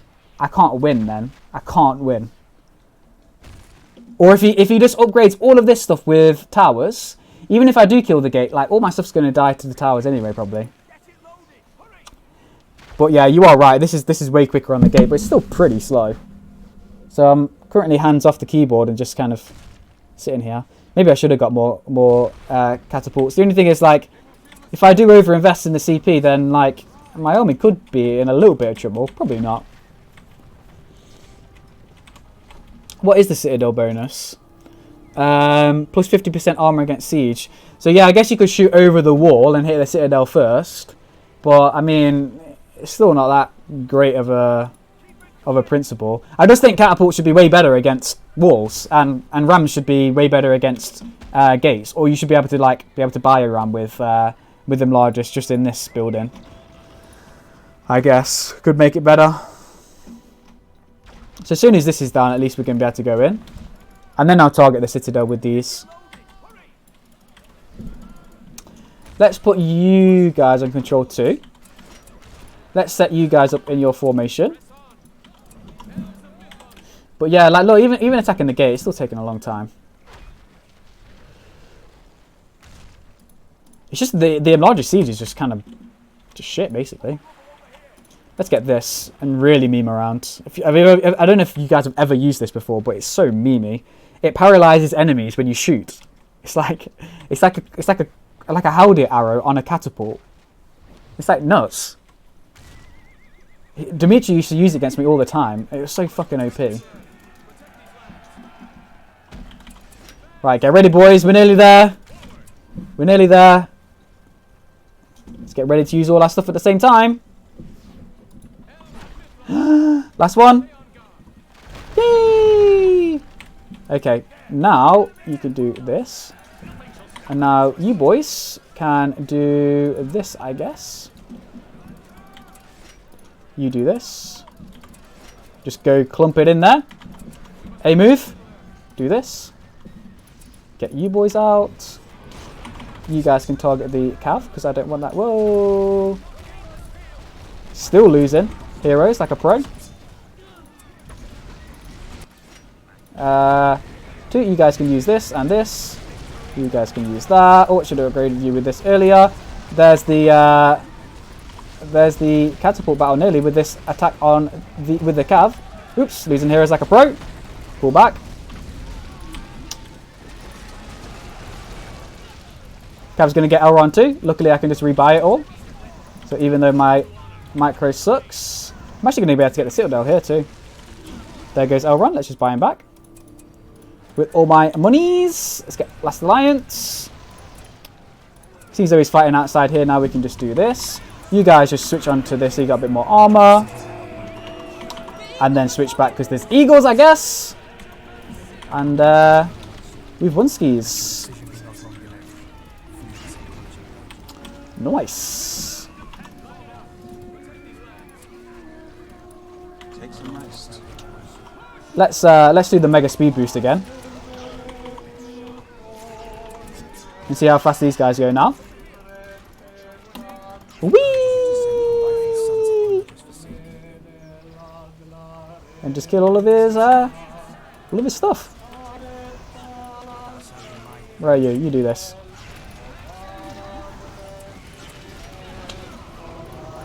You do this. Still losing heroes to micromanagement like a pro. But winning anyway. Let's just Q move on his Citadel now that it's finally dead. Let's let it not rebuild. And there's the GG and the well played. Nice. Yeah, that macro. Luckily I got 25 grand though because we waited around and didn't attack, so that's one advantage of attacking the wall for 5 hours. You get like insane amount of money. And I could just buy everything back again. Did not see catapults getting Citadel. Nice. So I'm losing my my heroes to a pro player too, at least. But you know why my hero micromanagement isn't very good? Because I never hero spam. That's why. It's because I'm too noble to hero spam. That's why it sucks. That's why it's always sucked. Maybe now that I'm hero spamming more, it'll start to get better. Let's use this just for the lols. Just for the lols. Get a heal stuck in there. So you can do this, and let's see if it clumps. Let's see what happens if I do this, then do this. Does it clump behind it? Oh, nice. They jump up on the wall. These guys are outside as well. It does clump a bit. So if you could sneak a Kiradan through your enemy's base with the wall open at level 7, then you can basically just GG it right there, boys.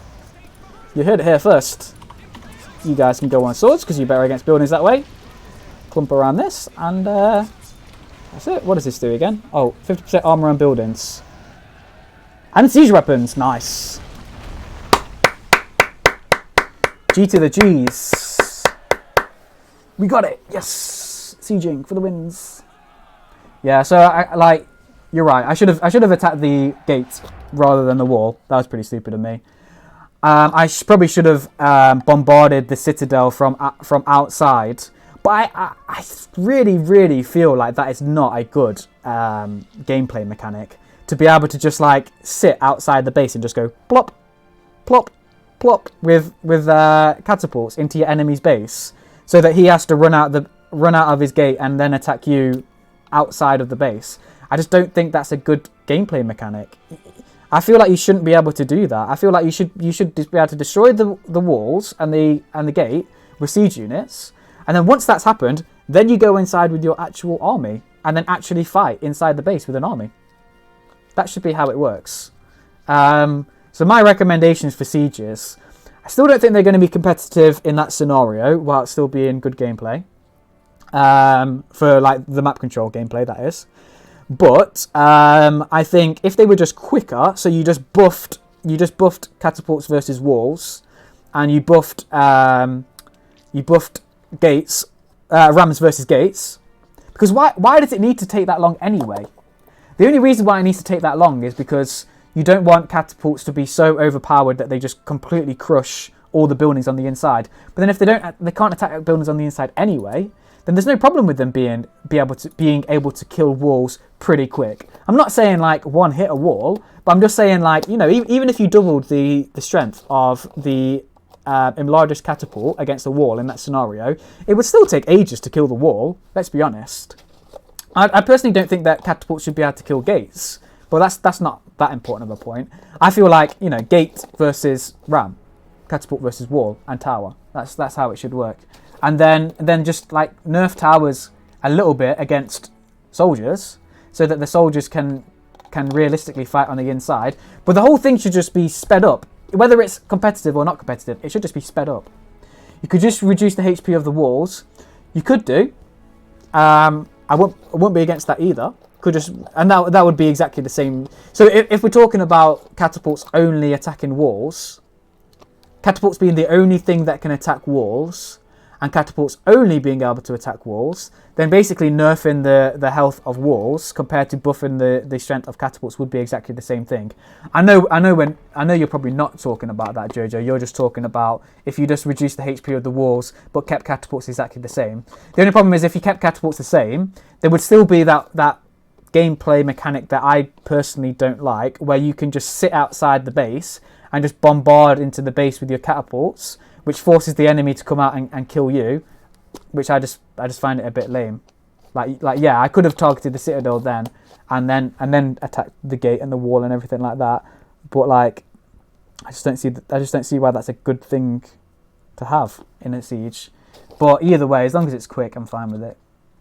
I think this siege took so long because you waited too long. You could just have got a quick ram and GG 20 minutes ago. Yeah, I could have just got a ram. And I would have got a ram if I wasn't Imladris. I probably should have got the other outpost with Imladris. I just don't like the fact that you have to get a different outpost just to get a ram. And if you don't have that outpost, like let's say the map control battle was a little bit more competitive there, and I had gone for 2 normal outposts because I felt that was the most optimal, and then I needed to siege after it because I finally managed to fight him back. Well, then I can't get a ram anymore because I can't even delete my outpost. The only way I can delete my outpost is if I can bombard it with my own catapults. So yeah, I probably should have got a ram. I feel like Imladris needs a ram on their siege works. You know, why not? Give them a more expensive, more Imladris-y looking ram on their main siege building, and keep the pencil ram for the Dunedain. Can't see why that wouldn't be a bad idea. So you could have like a cheap, weaker ram from your enlarged, a cheap, weaker, more quickly producible pencil ram from the Dunedain camp if you want that, or you can have a bit more tanky, slower to produce, enlarged looking ram from your enlarged building. I think you can kill your own Dunedain outpost, can't you? I don't know if you can kill the Dunedain outpost, maybe, but can you kill your normal outpost? I don't think you can. But like, I don't think you should have to do that anyway. Why should you have to kill your outpost just so you can get a ram? Like, I don't think that should necessarily be the case. It's only with Imladris though. That's just one slight Imladris issue that there is. But yeah. But yeah, that's been my ideas about Siege for, I don't know how long, it doesn't feel that long, but it's probably been like 2 or 3 years now nearly that I've had these ideas about Siege. Especially the one about, you know, it only being able to actually siege, and that's the only function that it should have. about it being limited in the numbers that you can get, and about it being lower CP. One of the issues I see, if you do lower the CP cost of Siege, but you keep the number that you can produce unlimited, I've got a prediction of what's probably going to happen with Sieges, is that people are just going to win the map control, then just spam the fuck out of rams. Like, if you let rams still attack buildings, people are just going to spam the fuck out of rams. Like, they're just going to get enough CP army that they need and fight, and there's going to be an interesting competitive map control battle. One person's going to win that map control battle, and then the person who's won it is just going to spam the hell out of rams, and then just rush into the base, keep the rams in the middle of their superior army, just go to the citadel, and then basically just one-shot the citadel with all their rams, and then one-shot the rest of the buildings, and that's going to be a siege for basically every game from then on. That's my prediction. If you're to heavily reduce the CP of Siege, which I think you probably do need to do, so that it's not such a challenge to get it in the late game, and you don't have to sacrifice so much of your map control getting army. And then, but if you do reduce that, I also feel like you need to limit the numbers of rams you can get. So just make the rams stronger, but limit how many you can get, and just generally make siege equipment more tanky. I feel like it's so untanky, and that's one of the reasons maybe that there was catapult battles, is because it's so easy just to snipe the catapults, and then the catapults do well against buildings and units and walls and gates and things like that. So I don't know what you guys feel about that. I was kind of holding off on talking about all these ideas because I wanted to kind of make sieging competitive first. So my idea was, let's make sieges genuinely competitive in almost every game. Unless the game's so badly won that you can just produce a ram and just rush into your enemy's base. But as long as there's a decent control for the map, then it goes into a competitive siege. I just doubt now that a competitive siege, in the way that I'm defining a siege, is possible without severely affecting the gameplay of the map control battle. And that actually, if we think about it, what you should do is the map control battle should be the most important thing, and sieging should be second place. So my basic idea now is just whatever you do, make sieges quick. If they're quick and competitive, perfect. But if they're quick and uncompetitive, it's way better than being super slow and uncompetitive. That's the worst case scenario, where everybody knows who's won, but somebody just wants to troll around and wait in the base and make it just painful for everyone involved. That's the worst case scenario. And yeah, you're right, I could have made that siege quicker if I'd got a ram, if I'd got some catapults. So yeah, I could have made it quicker. So yeah. But do we want to be in a situation where the siege is like, because how do I make it quicker? I either make it quicker by targeting the gate like I did in the end, which is fair enough. So do we want every siege to just be like the walls will be irrelevant. It's just going to be the gate. So do we want every siege to just be grab a couple catapults, sit outside the base, and target the gate so that you can push in? But then as soon as your enemy really starts to troll and gets a whole shitload of towers in his base, do we want then sieges to just be, right, produce some catapults, sit outside the base, and just like plop, plop, plop with your catapult barrage from outside the base until your enemy's forced to come out with his weaker army, lose his whole army, and then give the GG. In the games that you saw against that I played against Jojo when he was Isengard and I was Gondor, that was exactly what happened. So just sieged outside the base, or like you saw with the outpost in this game, just siege outside of the range of the towers and just slowly whittle the base down because it's got lots of towers there that you don't want to fight near because it's not optimal, and then just win the game like that. It's not good gameplay in my opinion. I love Edain. I love the map control battles in Edain. I think it's an amazing game, but sieging's never really been its strongest point. But I don't think any Battle for Middle Earth game or any game apart from like Stronghold where sieges have been the best point in the RTS game. So it's a bit of a tough one. I don't think there should be more tanky since it it's bad if one ram can kill a building and then you just can't do anything about it since it doesn't die. That is true. That is true. However, I feel the problem with the rams most of the time is that the ram, like if there's a case where the ram is killing the building and you can't deal damage to it, I feel like most of the time the reason for that is because it's got an army that surrounds the ram and you can't attack the ram anyway. So it's kind of in the middle of a clump of an army and you just can't target it. So whether it's tanky or not tanky, a lot of the time you can't hit it anyway. Maybe a solution to that would be make rams slightly weaker to ranged, because then the rams can actually be hit while still being in a clump of army. I've just got this feeling that maybe in the next patch, if we reduce the CP of rams, but don't put a limit on how many you can get, that people are just going to chuck rams in the middle of their big army clump and then just completely nuke a base in like 2 seconds. Which I guess if we really don't care about sieges and we want that to be the case, how a game ends every time, then that's fine. That's how we'll just do it. And I'm not bothered, but we've got to be aware that that's a possibility that's going to happen with sieges. If our solution is going to be let's make rams less CP and we can produce as many as we want, or like quicker produced rams, the price is really neither here nor there, because if you're winning, you've got enough money to buy as much rams as you want anyway, even with inflation. So let's have a look at this chat still. But on a personal level, I would really enjoy if they would maybe add a game mode for people like me who do not play competitively and enjoy Edain because it allows for these epic army battles. You can't impact sieges. I have thought that as well, by the way. I have thought maybe there should be a competitive version, a competitive game mode, and a normal game mode. But the issue with that is, what are you going to make the standard game mode? Because all the multiplayer guys like me is going to want the multiplayer version to be the standard game mode, and all the single player guys are obviously going to want the single player style gameplay to be the standard mode. And obviously you can say, well, let's not call either of them standard, but at the end of the day, one of them is going to load up first. So which one do you get to load up first, multiplayer or single player? And at the end of the day, most people aren't going to realise that there's two different game modes, especially the single player guys.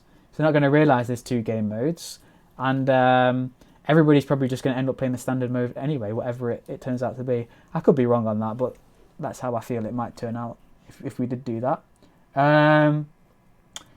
You can't impact sieges without impacting the importance of map control battles. I disagree with that generally, but I do probably agree with it in Edain, because it's only got one resource type. I don't think you could really implement upkeep in it. And if you did implement upkeep because it's only got one resource type, then yeah, it probably would just fuck up the whole map control battle, to be honest. I agree with that.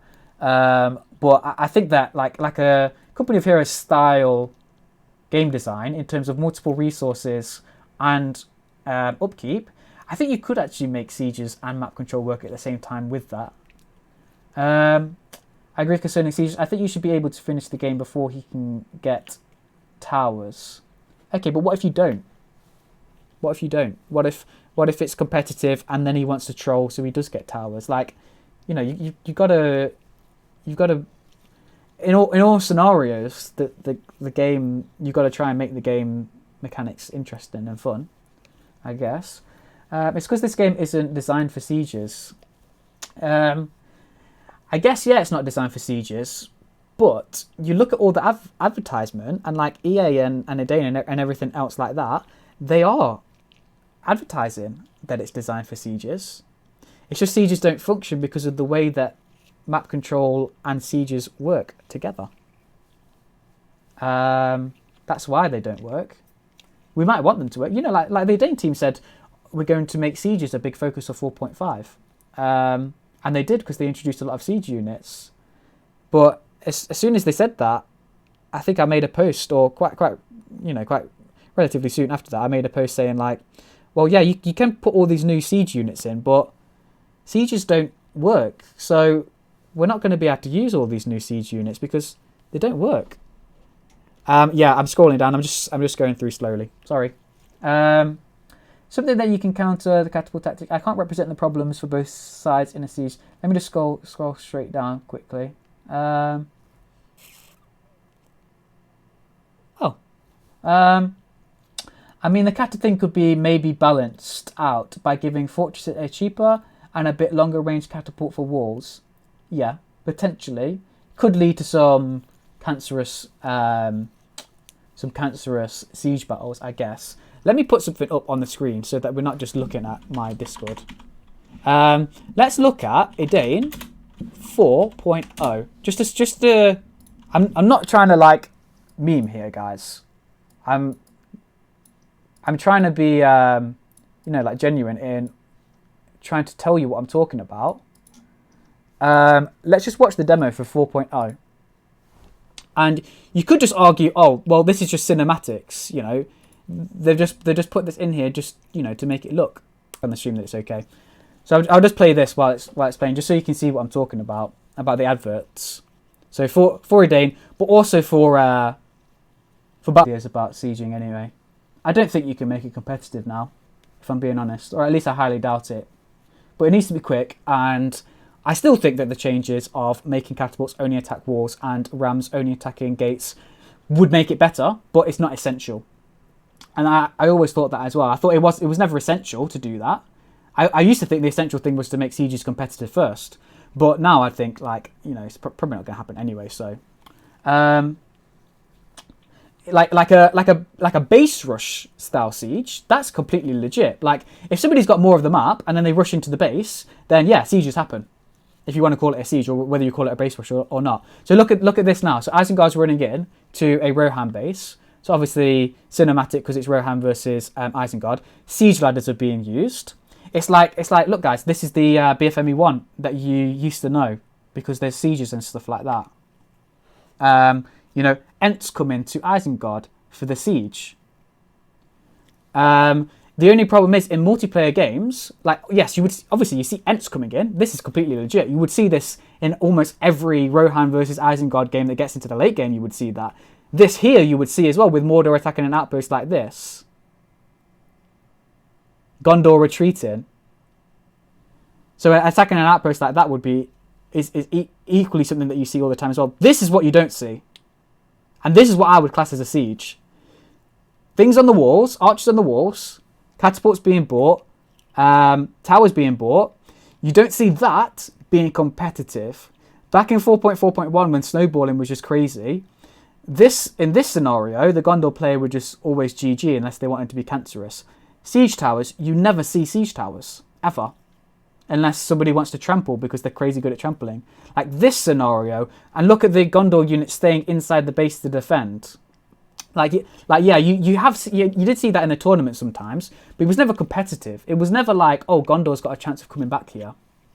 But like a lot of people have said, they probably shouldn't have a chance of coming back there because they've lost the game super hard.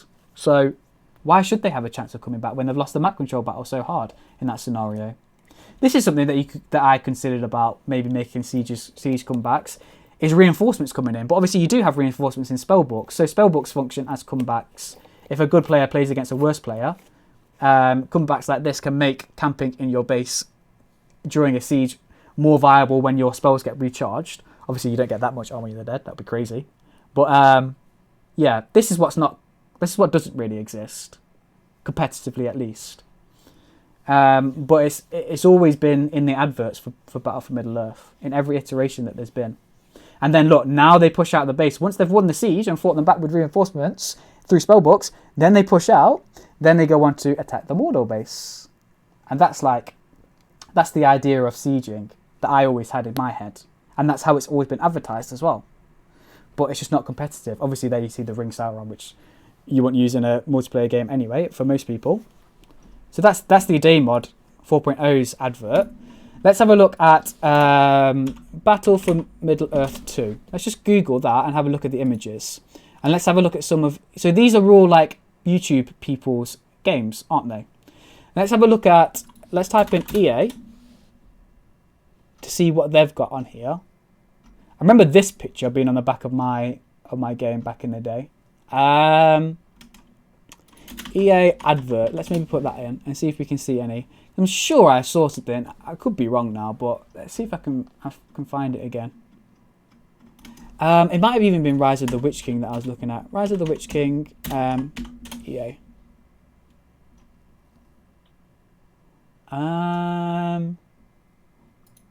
This kind of thing, I guess, is similar. Not quite exactly what I was looking for, but with the walls. Maybe I'm wrong about that, but I swear I saw an EA advert where it was. Let's look at the advert for it. Battlefield Middle-earth 2 advert. EA. They probably won't read one. Can't remember where I saw that now. Trailer. Let's see what this looks like. Could be wrong, but let's have a look at this one. In the meantime, so this is sieging, or this is the advert for Battlefield for Middle-earth. Let's see how much sieging stuff they put in their advert for people to buy their game.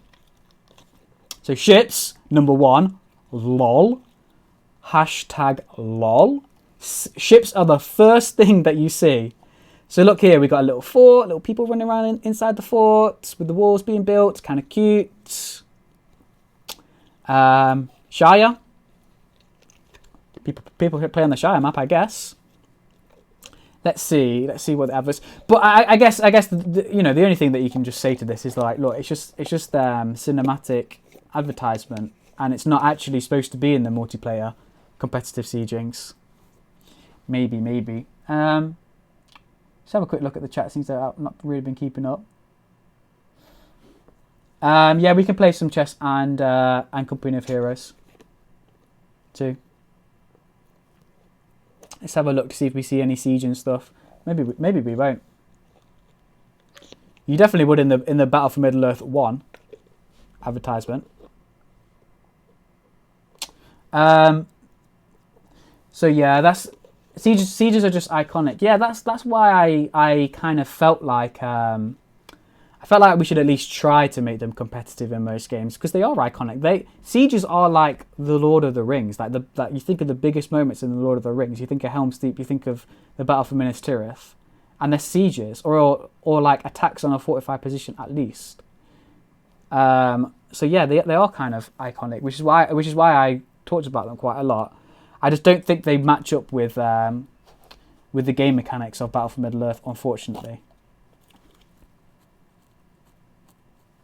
So yeah, it's more just showing the campaign really, more than anything else. We've got here's a siege looking style thing. But I guess you could just say, well, this is just part of the campaign.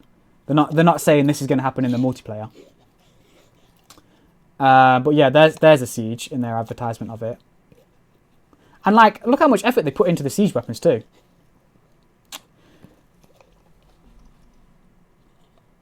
Most of it's campaign stuff. Let's see the Rise of the Witch King advert. Rise of the Witch King advert. EA. And let's see if that's any different. If there even is one, there might not be one.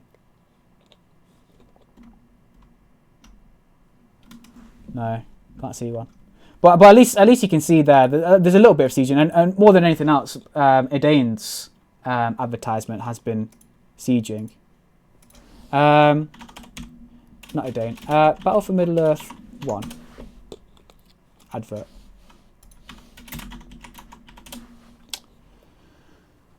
That's Battle for Middle-earth Reforged. It's hard to find the old adverts now, because obviously everything's from YouTube now. Here, look, I guarantee you the whole of this is going to be sieging. Here's Grond. Look at those high-res textures. Nice. Grond hitting down Minas Tirith. But again, I guess you could just argue like, look, this is just the campaign that they're advertising. They're not saying this will happen in multiplayer. But yeah, let's see if I can find this picture that I was thinking about before.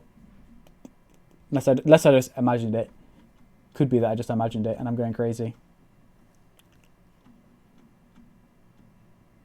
You got this stuff, but you can hardly describe that as sieging. But yeah, yeah, that's... I guess that there you got like a wall. It was something like that. Something like that. This maybe? And things like this with the walls. But yeah. Let's have a look then. At the chat.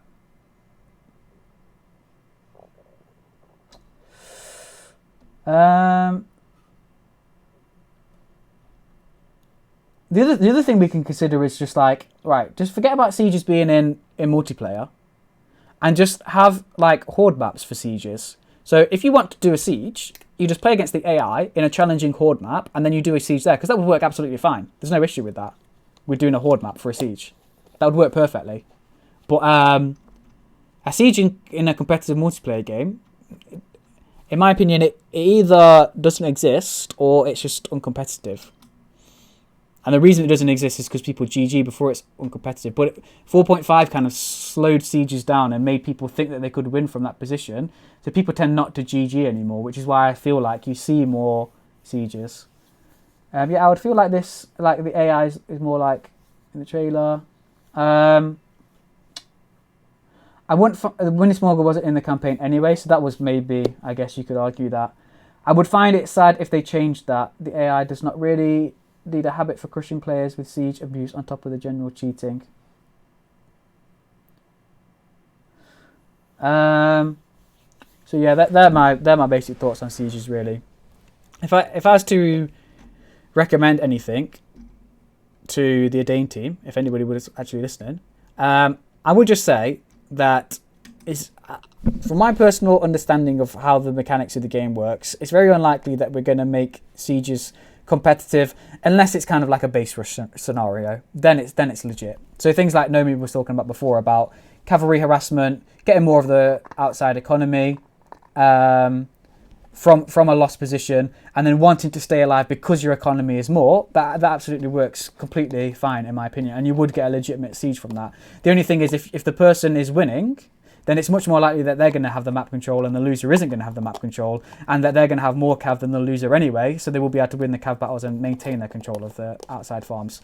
Something like you saw in the game that I played against Moga, where he rushed 4 Ents and rushed my base. That would be a legitimate siege too, because again, I had more of the map, I had more of an economy. If I could survive the rush of the base, then I could win the game, so that was a competitive siege. I don't think you could have competitive sieges in the way that I always... Here, look. Here's one. This is from GameSpot. Look at this. This is the kind of thing that I was looking at before. So this is an advert. Oh, so look here. This is a article from GameSpot about Battle for Middle-earth. And look at the pictures that they use. The upcoming expansion, a new campaign map, and new playable factions. So you can see in this advert for it, look at this sieging things. They should be inside the base though, but it's still sieging with their catapults and stuff like that. Look, sieges. Yeah, so it must have been this article or something similar that I looked at before, what I was talking about earlier. Yeah, my recommendation would just be, look, no matter what happens,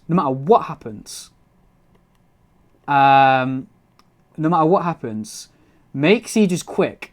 If they're uncompetitive, which they probably will be, if they're quick, it's fine because it's over straight away.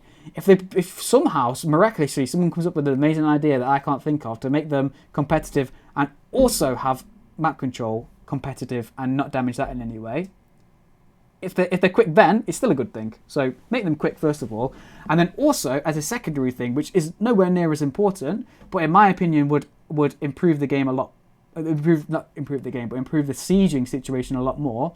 Is make catapults only attack walls or attack walls and gates, or if you don't want to go that far, then just nerf quite heavily their damage to buildings. Although that probably wouldn't work. You'd probably, in order to stop the camping outside the base with catapults and just barraging everything mechanic, you might have to just remove its damage to buildings. Lots of people won't like that, so you might not want to do it just because lots of the community might not like that, which is a valid point as well. But I would recommend, if you wanted sieges to be as best as we possibly could make it, I would say give the player low CP, quite strong catapults, have rams that only attack gates. So the function of the ram is to barrage through the gates so that your army can storm the fort, like you see in the films. And the ram is not, the function of the ram is not to break the gate down and then clump it in the middle of your army and then one shot the citadel and then win like that. And then have every siege unit like that. So like bombs, they're there to kill the wall and that's it. Siege towers then would be more effective, and ladders would be more effective. But again, it's not super important that they even exist. Like, they don't really exist in multiplayer now. And then just limit the player to like the number of siege units that they can make. I would say give them 3 catapults maximum, 3 rams maximum, but just with low CP. I would even be willing to say, like, just give them, well, maybe not 3, but maybe say just give them 5 siege units in total. So like, you choose what you want, but you can have, if you want, you can have 1 ram, 3 catapults, a siege tower, and a ladder if you want, or like a bomb. Once the bomb explodes, you can get another one, but just have like 5 siege units that are low CP, but you're limited to 5, and then you use that. But then the siege units, their only function is just to remove the fort so that you can kill the base. Not so that you can kill the base, if that makes sense. I feel like that would improve the gameplay, personally. But again, that's a minor point compared to, look, just make sieges faster. That's the biggest issue, I would say, at the moment. Make sieges faster. Make sieges competitive. I doubt it's possible, so maybe just forget about that one for now. At least sieges in the way that I'm defining them. If the game engine didn't allow clumping the way it does, sieges would be already more valuable. The lack of unit collision makes choke points worthless. Maybe. Yeah, maybe like the terrain. I've never really liked the clumping mechanic of Edain because it's got a lot of issues with it. Yeah, I don't really like the clumping mechanic, but I think the reason is because without it, the game engine isn't great, obviously, and without it, you can't micromanage your units very well because they all just kind of bump into each other, and you can't like apparently it's quite bad. You know, with the battalion sizes that you have being big in Edain, which I do like, I think that's quite nice. I think it's quite Lord of the Rings-esque more than the small battalion sizes. But apparently with the big battalion sizes and no clumping mechanic, then all the micro kind of just goes really, really weird. But I agree, and I would be tempted to say make the battalion sizes smaller then, and then remove clumping. But that's got its drawbacks too. So this is the limitation of the engine there, I think. I also had Immortal Singular Kurth Ungle Pikes remaining and ruining the day. By the way, Felly, change the description, otherwise people think that I could lose versus you. Maybe. Why not? I'll just have to reinstall the game. If the game engine... Oh, I've already read that bit.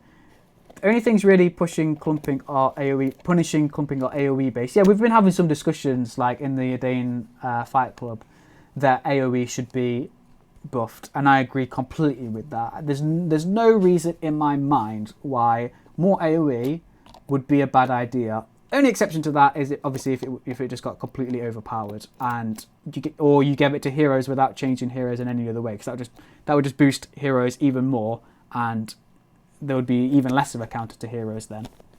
But I doubt that the Edain team would do that anyway. It's not Total War engines, that's for sure, but models still take up space. Yeah. I agree there's limitations to the engine. I agree completely with that, and that's one big challenge, let's say, that we can overcome. But even with the engine being difficult in the way that it is being difficult, it still doesn't mean that you can't make sieges faster, number one, and it still doesn't mean that giving people limited number of siege weapons is not a bad idea. And it still doesn't mean that making catapults only attack walls and gates is a bad idea. But then the other problem with that is that, right, let's say that we do that. Yeah, sure. The other problem, let's play against Smear Golem. the other problem that that you've got with that is, right, let's say eventually the multiplayer community comes together and we do agree with what I just said then, and we thought, actually, yeah, maybe it would be a good idea to just have catapults attack the walls and then the infantry go in, and then that be the way that you end the game, with an infantry battle inside the base. Even if we did all agree on that, which I'm going to call it now and say that's probably highly unlikely at the moment, but even if we did agree that that was the right thing to do, like, you'd have to sell it hard. You would have to sell it hard to the rest of the community, the rest of the multiplayer community who weren't involved in the discussions and the decisions in the first place, and especially to the single player community who would have no idea about the community. And all of a sudden, this thing that's been in Battle for Middle-earth forever, where a catapult can attack a building, all of a sudden you try to click on the building and you see the red X, and you're just thinking, what the fuck's going on? My game is bugged. Like, you'd have to sell it hard, and that's another real big issue actually in trying to do that, is that there'd probably be a big backlash to it, and you'd have to combat that backlash by selling it hard, even making videos about it and stuff like that. And even in that case where you do that, you're still probably going to have a backlash to it from a lot of people. So that's the other thing you got to consider. So number one thing, again, end of the day, number one thing, make sieges quicker. That's, single player community probably won't even notice it, if I'm being honest. If I had to guess, I might be wrong, but single player community might not even notice that the sieges all of a sudden have come a lot quicker. I guess they would if they're playing against the AI, and the AI all of a sudden crushes their buildings way faster than they used to. I guess that could be a big problem for them, especially if you're not changing catapults and rams damage to buildings. So you just think, right, let's make sieges faster, so let's buff the damage of catapults and rams, and then they destroy the base quicker. But like Jojo said, end of the day, you could just nerf wall health, and that would make it quicker anyway. But still, the single player community and multiplayer people who haven't realised the discussion that's been going on could still lose their base to AI or to another player and be like, what the fuck's going on? Just deleted Edain. Nice. Smigarm's deleted Edain. Reinstall it then. So yeah, I don't know what you guys think about that. But I've had these ideas about sieging for probably a year or two now, at least. Just thought that maybe we could make it competitive first, then introduce these less important things. But I think that probably the most important thing now is just make it quick, and that's it. That's my 2 cents. I still don't know whether I'm going to make a full proper video about it, so it's easier for people to look at and access and try and understand the points that I'm trying to make. Maybe I will, especially with coronavirus hitting us all and having loads of free time. Hence all the streams and memes. Let's do one last game then before I end, because I think it's been going on for nearly 2 hours now. Actually, I'm not even sure if I'm going to have time for it, because I'm going to need to eat pretty soon. We might have to save the next game for another day, I guess, because we've had a pretty long stream now as well. Well, I think it could actually be a thing to make a game mode that has more health for buildings. Yeah, but again, that goes back to the same thing. You can't just solve every problem by saying, let's just make a new game mode for it. Same thing with the single player versus multiplayer. You can't just say, right, let's just make a new game mode for single players versus multiplayers. And then multiplayer guys, you play this game mode. Single player guys, you play this game mode. And then, how many game modes are you going to have? Are you going to have a siege game mode for the single players, and a non-siege game mode for the single players, and a siege game mode for the multiplayers, and a non-siege game for the multiplayers? And then, what else do you want? Some people might say, right, I don't like how archers function. Other people are like, actually, I quite like how archers function. Okay, well, let's have one siege game mode where archers are good, and one siege mode where archers are bad, etc., etc., etc. So you can't just solve everything by saying, let's get a new game mode. And then the other thing is, what are you going to make the standard game mode? Because at the end of the day, whatever the standard game mode is, that's what 99% of the community are going to play every day.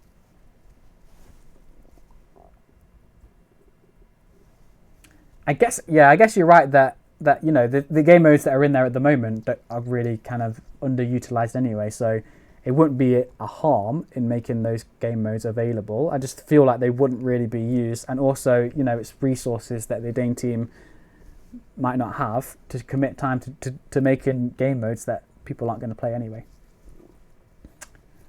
Would a mode for stronger buildings actually be so far off from what we got as selection? Yeah, I see what you're saying.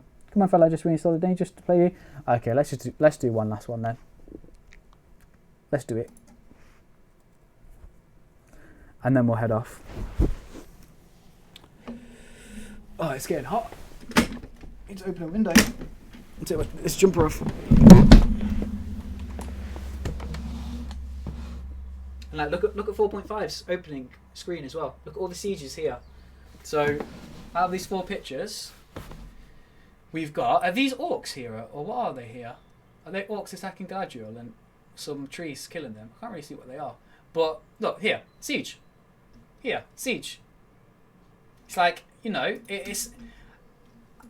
I wouldn't talk about it that much if it wasn't so heavily advertised as being a big part of what we want it to be. And I agree that we should want it to be a big part of it. I just think we either need to decide, like, well, I don't know. Some people have given up on competitive sieges in multiplayer games in most scenarios altogether. Other people think it's possible without the stuff that I say it needs. So I guess we'll just let. I know it's not good. I've just changed it now. I guess we can. You know, just like I've always thought. You know, I'll make my argument. I'll make my point. And then at the end of the day, the Edain team's either going to do it or they're not going to do it, and there's not really much power that I have over that. So I guess I'll just keep making the argument, and then eventually they're either going to implement some stuff I say or they're not, and that's it. It's completely up to them. So at a certain level, I'm just going to wait and see what happens, and that's all you can really do. So I'm just going to state my opinions and then just see what happens. And also, I do like making predictions about what's going to happen and see if it actually does come true. Because I do feel like sometimes I've made a prediction before about what might happen, and sometimes it does come true. So that's always interesting to see. Buckland. I thought Buckland was isn't that a 4-player map though? 1v1 and a 2-player map. Okay, whatever. Why not? 3 bases should be nice for me. Let's meme around, boys. Let me just ask, more than 1 base. What? This could be. If only these were castles. Ooh. Unfortunately, this is a camp map. If only it was castles, and we had 2 castles each, then it'd be like Super Siege. Oh, that'd be sick. Oh, not more than 1 base allowed. Damn it. Oh well. Yeah.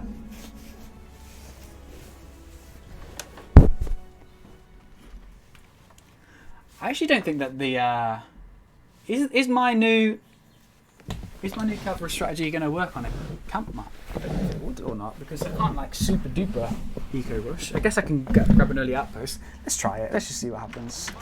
It's just not going to be the same on this map. Not going to be the same on this map at all.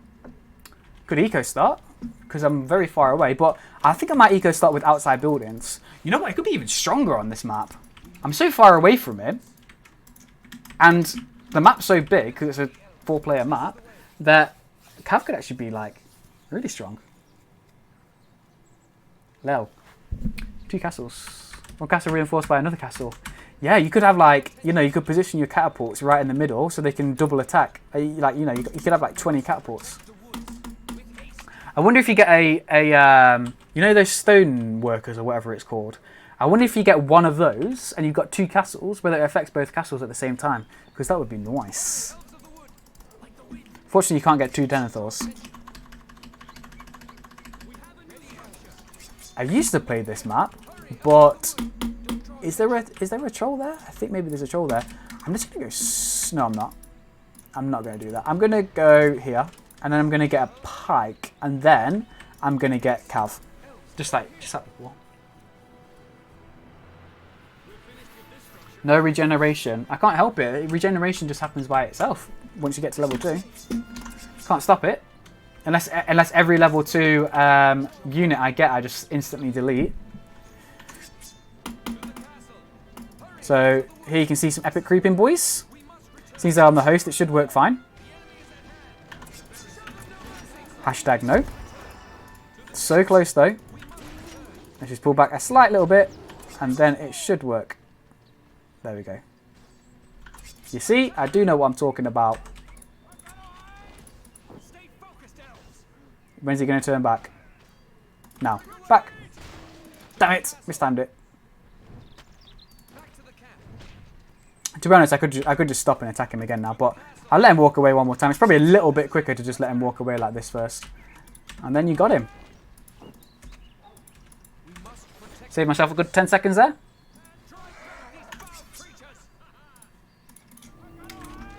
Alright, so I'm going to buy you. I'm going to go for the all-out cav start. The all-out mega super duper cav start. Right, come on then boys, you can come over here. You can be deleted.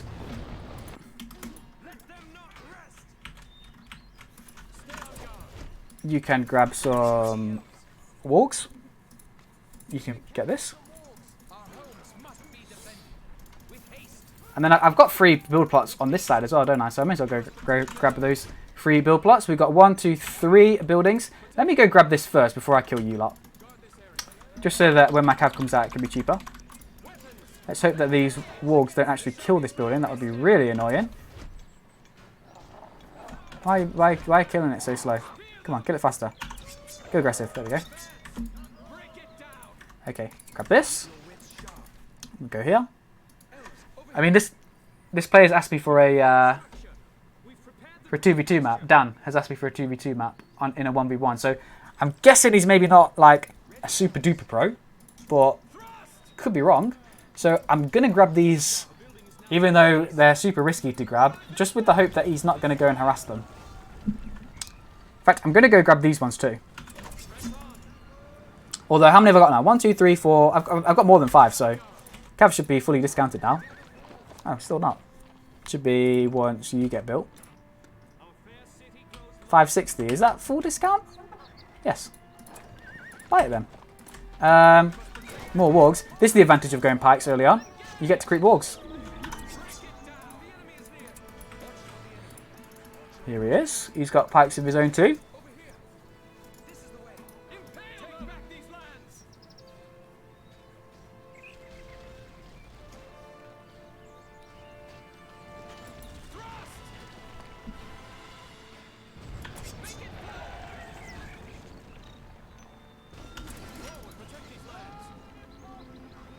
Okay, let's grab this. And nice, grab that one too. I guess I could put lindens in here. That would be pretty nice.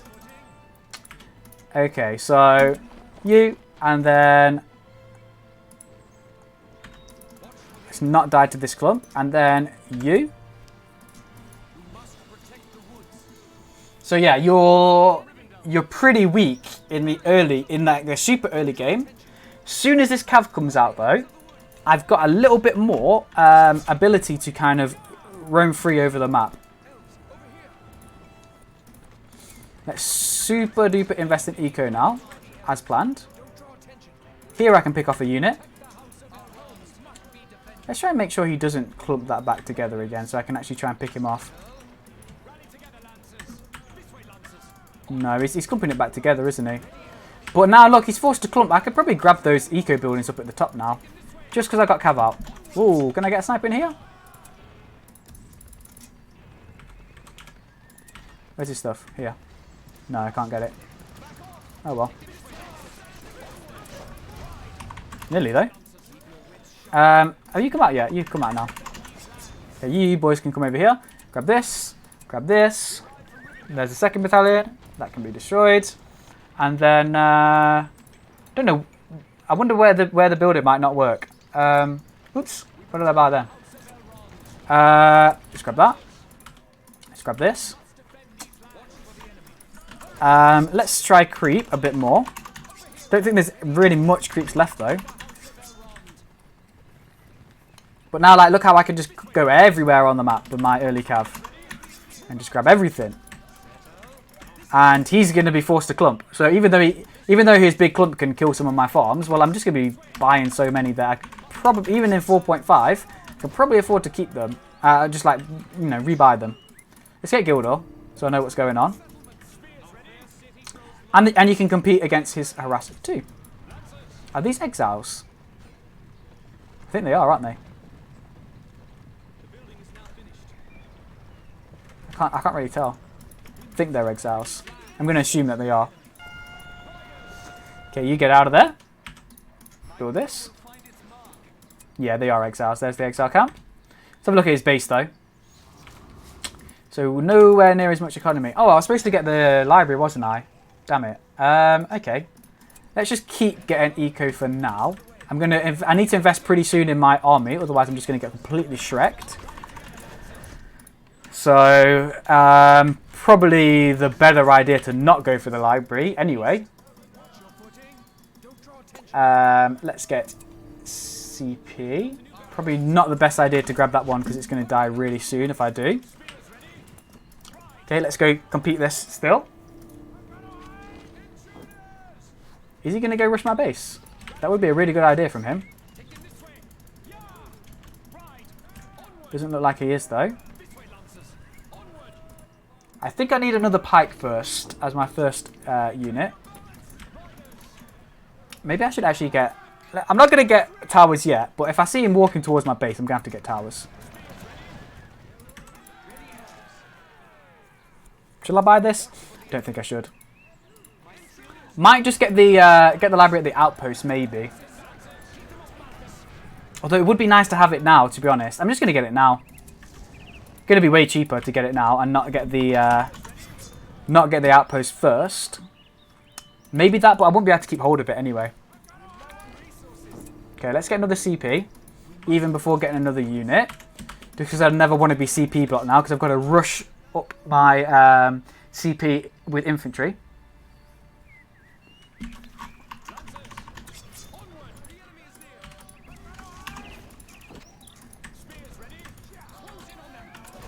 So he's trying to compete everywhere. If I get a hero out, like Arwen, my cav is going to be so much stronger, and I should be able to compete this even better. Because he will eventually be able to outspam me in terms of cav. However, my spells could be pretty good in the cav battles. He's surrounding me here, though. You guys need to go on defensive. As soon as you die, I'm going to heal you up. You guys go on offensive to try and help your buddies out who are in trouble. Who is it that's low? Both of you are doing alright, actually. So yeah, like, traded super well with them then. Again, like, just the heal alone does so much for you. Okay. I think I can afford to get this now and defend it. The thing with getting this, library.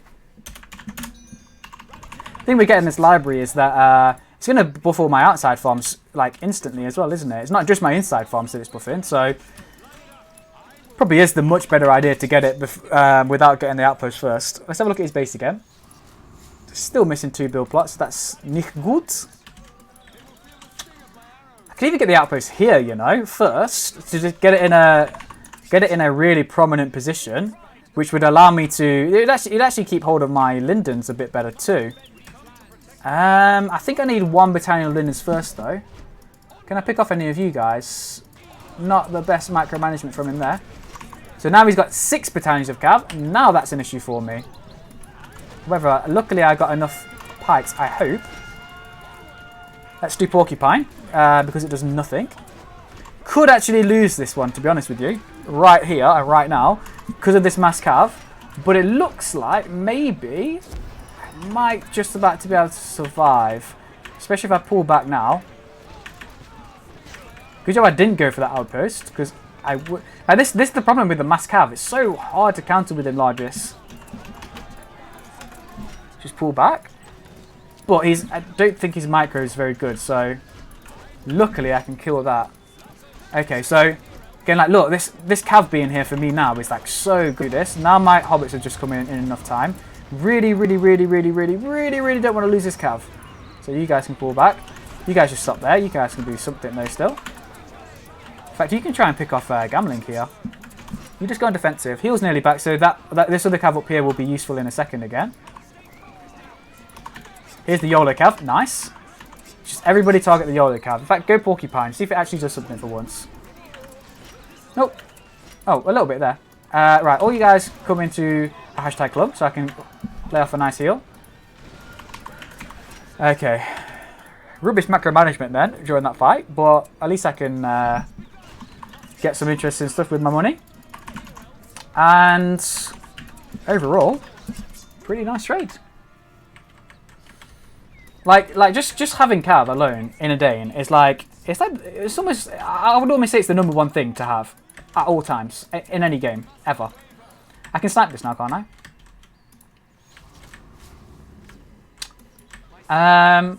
In fact, I really want to snipe this now because that's going to stop his Cav production. Because I don't think he hasn't gone for a stables in his base, has he? And Cav is my number one issue right now. No Cav, no loss for your boy, basically.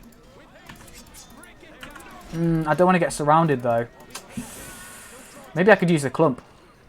Just exploit this. Yes, that's what we want to do, boys. Exploit Edain. You get a win. Why not? Okay, now come back here. And just hide like this. You can come and join the fight. Now just go defensive here. Ooh, this could have been a massive mistake from me though. Need my Cav in here now. All of you boys going defensive. You can start singing for no good reason. Needed the Lindens. Damn it.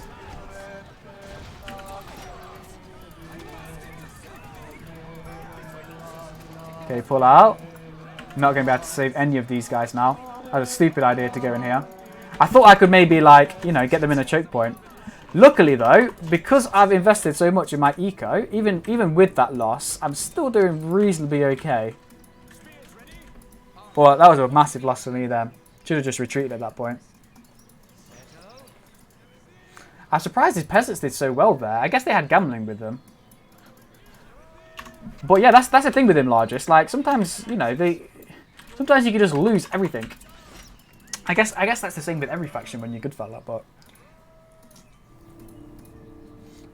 let's keep going for the eco. So I've got so much eco and I've got so much of the map now that even with that massive loss, like we're still decent. Although these peasants, like, damn, that clump just looks so strong now. Guys, don't run in, please.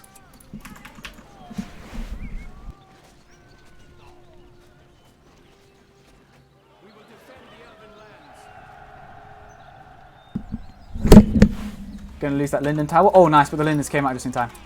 Or are they going to get stuck? Nope, they're not. Nice. This Arwen is probably going to do quite a lot for me, actually. Oh my god, why are you guys not moving? God's sake. Right, you target gambling. You guys don't die. Pull back. Potentially go in there and get these guys. This Cav is really close to dying now, though. You just target gambling. Not trading as bad now. These guys are kind of just AFK, though. Got gambling. Come on, boys. Like, damn, that clump is so strong. Okay, you heal up. At least I got my first Linden out. Chuck those in the tower, I guess. Would be nice. Get some CP.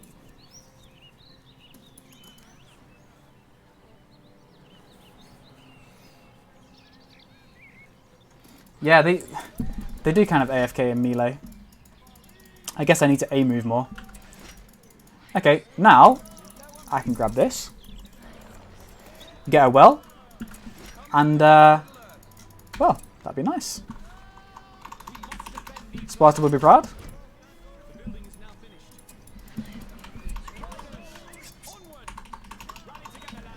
Need to heal this guy up, although he's nearly level 2 anyway.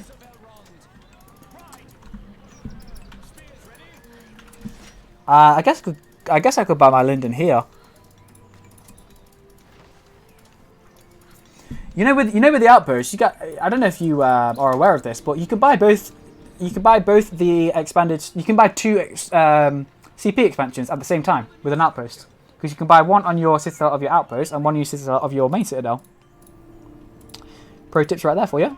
I wonder if these are going to do anything. I just don't like them. I've never really found them that useful. I prefer the armor boost of the normal infantry more than anything else. Right, how many have I got? 1, 2, 3, 4. So 2 more will give me the full discount on my spells. So let's get 2 more of these. Could even try and snipe this now. So yeah, this is a. I would agree with Sparta on this one that this is like it's too fast. Like, so I lost Cav here from bad micromanagement, and it got down to 1. But it's already like this is only recently just been built. It's already at 3. Now it's 4. Any second now it's going to go to 5. There it is, 5. Now it's completely replenished. Like it's back as if nothing had happened that quickly. I feel like that's the issue. That it happens that quickly. Right, he's engaging now, but my army's really pretty strong now, so I should be fine.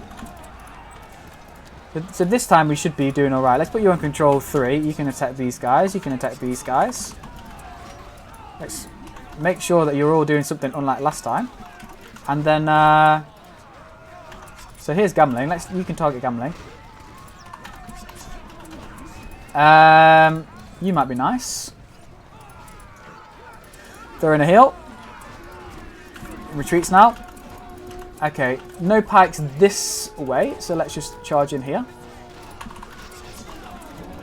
And then the Cav can just pick off the heroes. Upgraded, he's upgraded Theoden here. Not a good choice, because he can't retreat now. And that's it. G to the G. Oh, get Gambling too, I guess. Very close to dying anyway. How many towers has he got? Quite a lot. Wonder if it's worth it. If I could actually get him. Could I actually get him? I guess I could, maybe. If you guys retreat... No, I can't get him. Not with those towers there.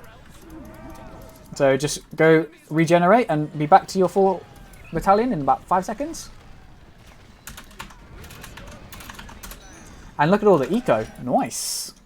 So yeah, look. So you can get 1, 2 at the same time. Let's get another Linden and let's get Curadan.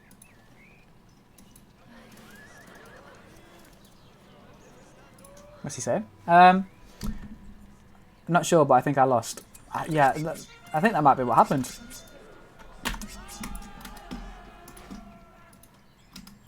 So yeah, it's probably not the best strategy in the world, but it's interesting anyway. Probably with a bit of modification so that it's less extreme. It could be legit. Because, you know, like it did okay, but alternative strategies probably would have done even better anyway, so. Well, it does have its advantages at least. Even if one of the advantages is literally just it shocks your opponent. But it won't shock my opponents anymore because I've just streamed it to the whole flipping Edain world.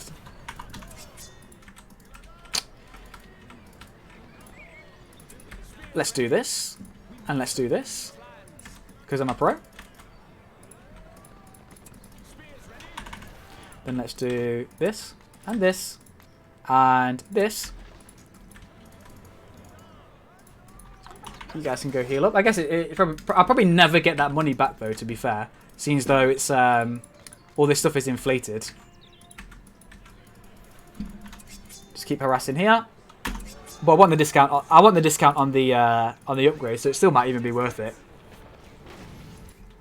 Actually, just going to delete you now too. So that's 1, 2, 3, 4, 5, and 6. That's fully discounted.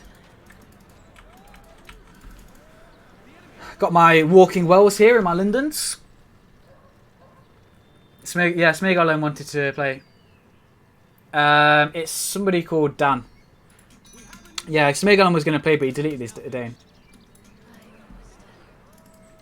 So you boys can just heal up. In fact, let's just use the heal, since I've got lots of author horse too. 2 bit peasants, nice. Let's go for double upgrades and win.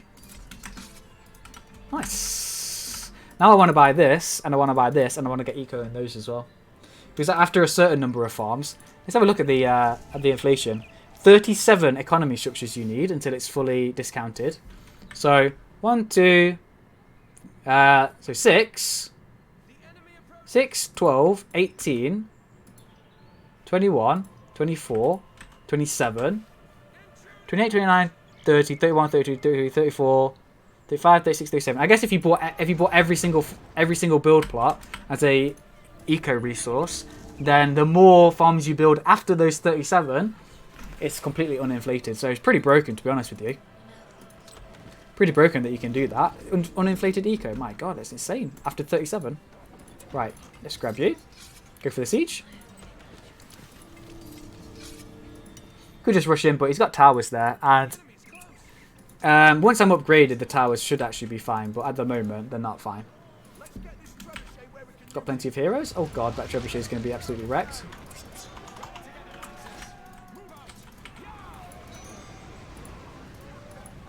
It's a trap. Yup. To be honest, I should have stayed here to protect this outpost, since it's the one closest to him. Got the forge blades. Nice. Nice upgrade then. You can do this. Everybody A move. That's how you be a pro.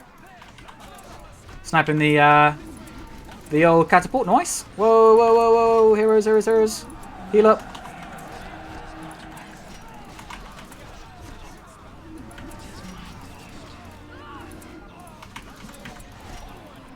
There we go. Nice. Where's it? There. You can target these. Go defensive though, just in case. And heal ready. Nice.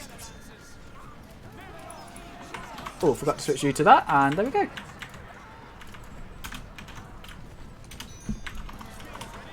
I could probably just rush in now, I think.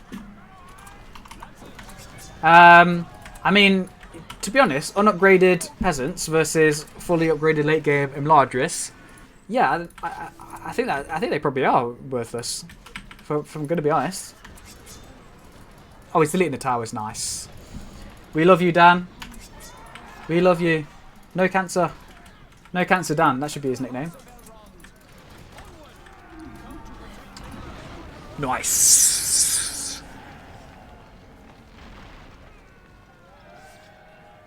No horse archers. Of course there's going to be no horse archers. It's no cancer, Dan. It's no cancer, Dan. He's not going to build horse archers. Look, he didn't build a well. He didn't build horse archers. He deleted all his towers. It's no cancer, Dan. We found the cure to cancer. Brackets in Edain. And it's Dan. 54. GG. Right then, boys. I think I'm going to head off now. Thank you for watching. I hope you enjoyed. I hope you enjoyed the little discussion about sieges as well. Maybe give you something to think about. And I hope you enjoyed watching some epic new Edain strategies. No cancer, Dan. That's him. Right, guys. I'll see you around in the next one. Thank you. And goodbye. Don't forget to join me for my chess streams if you enjoy chess. I'm still on my way to 1,500. I'm currently sitting at 1,350 on the ELO rankings. In 15-minute chess, I'm nearly at 1,500, but not quite in blitz yet. So join me if you're interested, and I'll see you guys in the next one. Bye.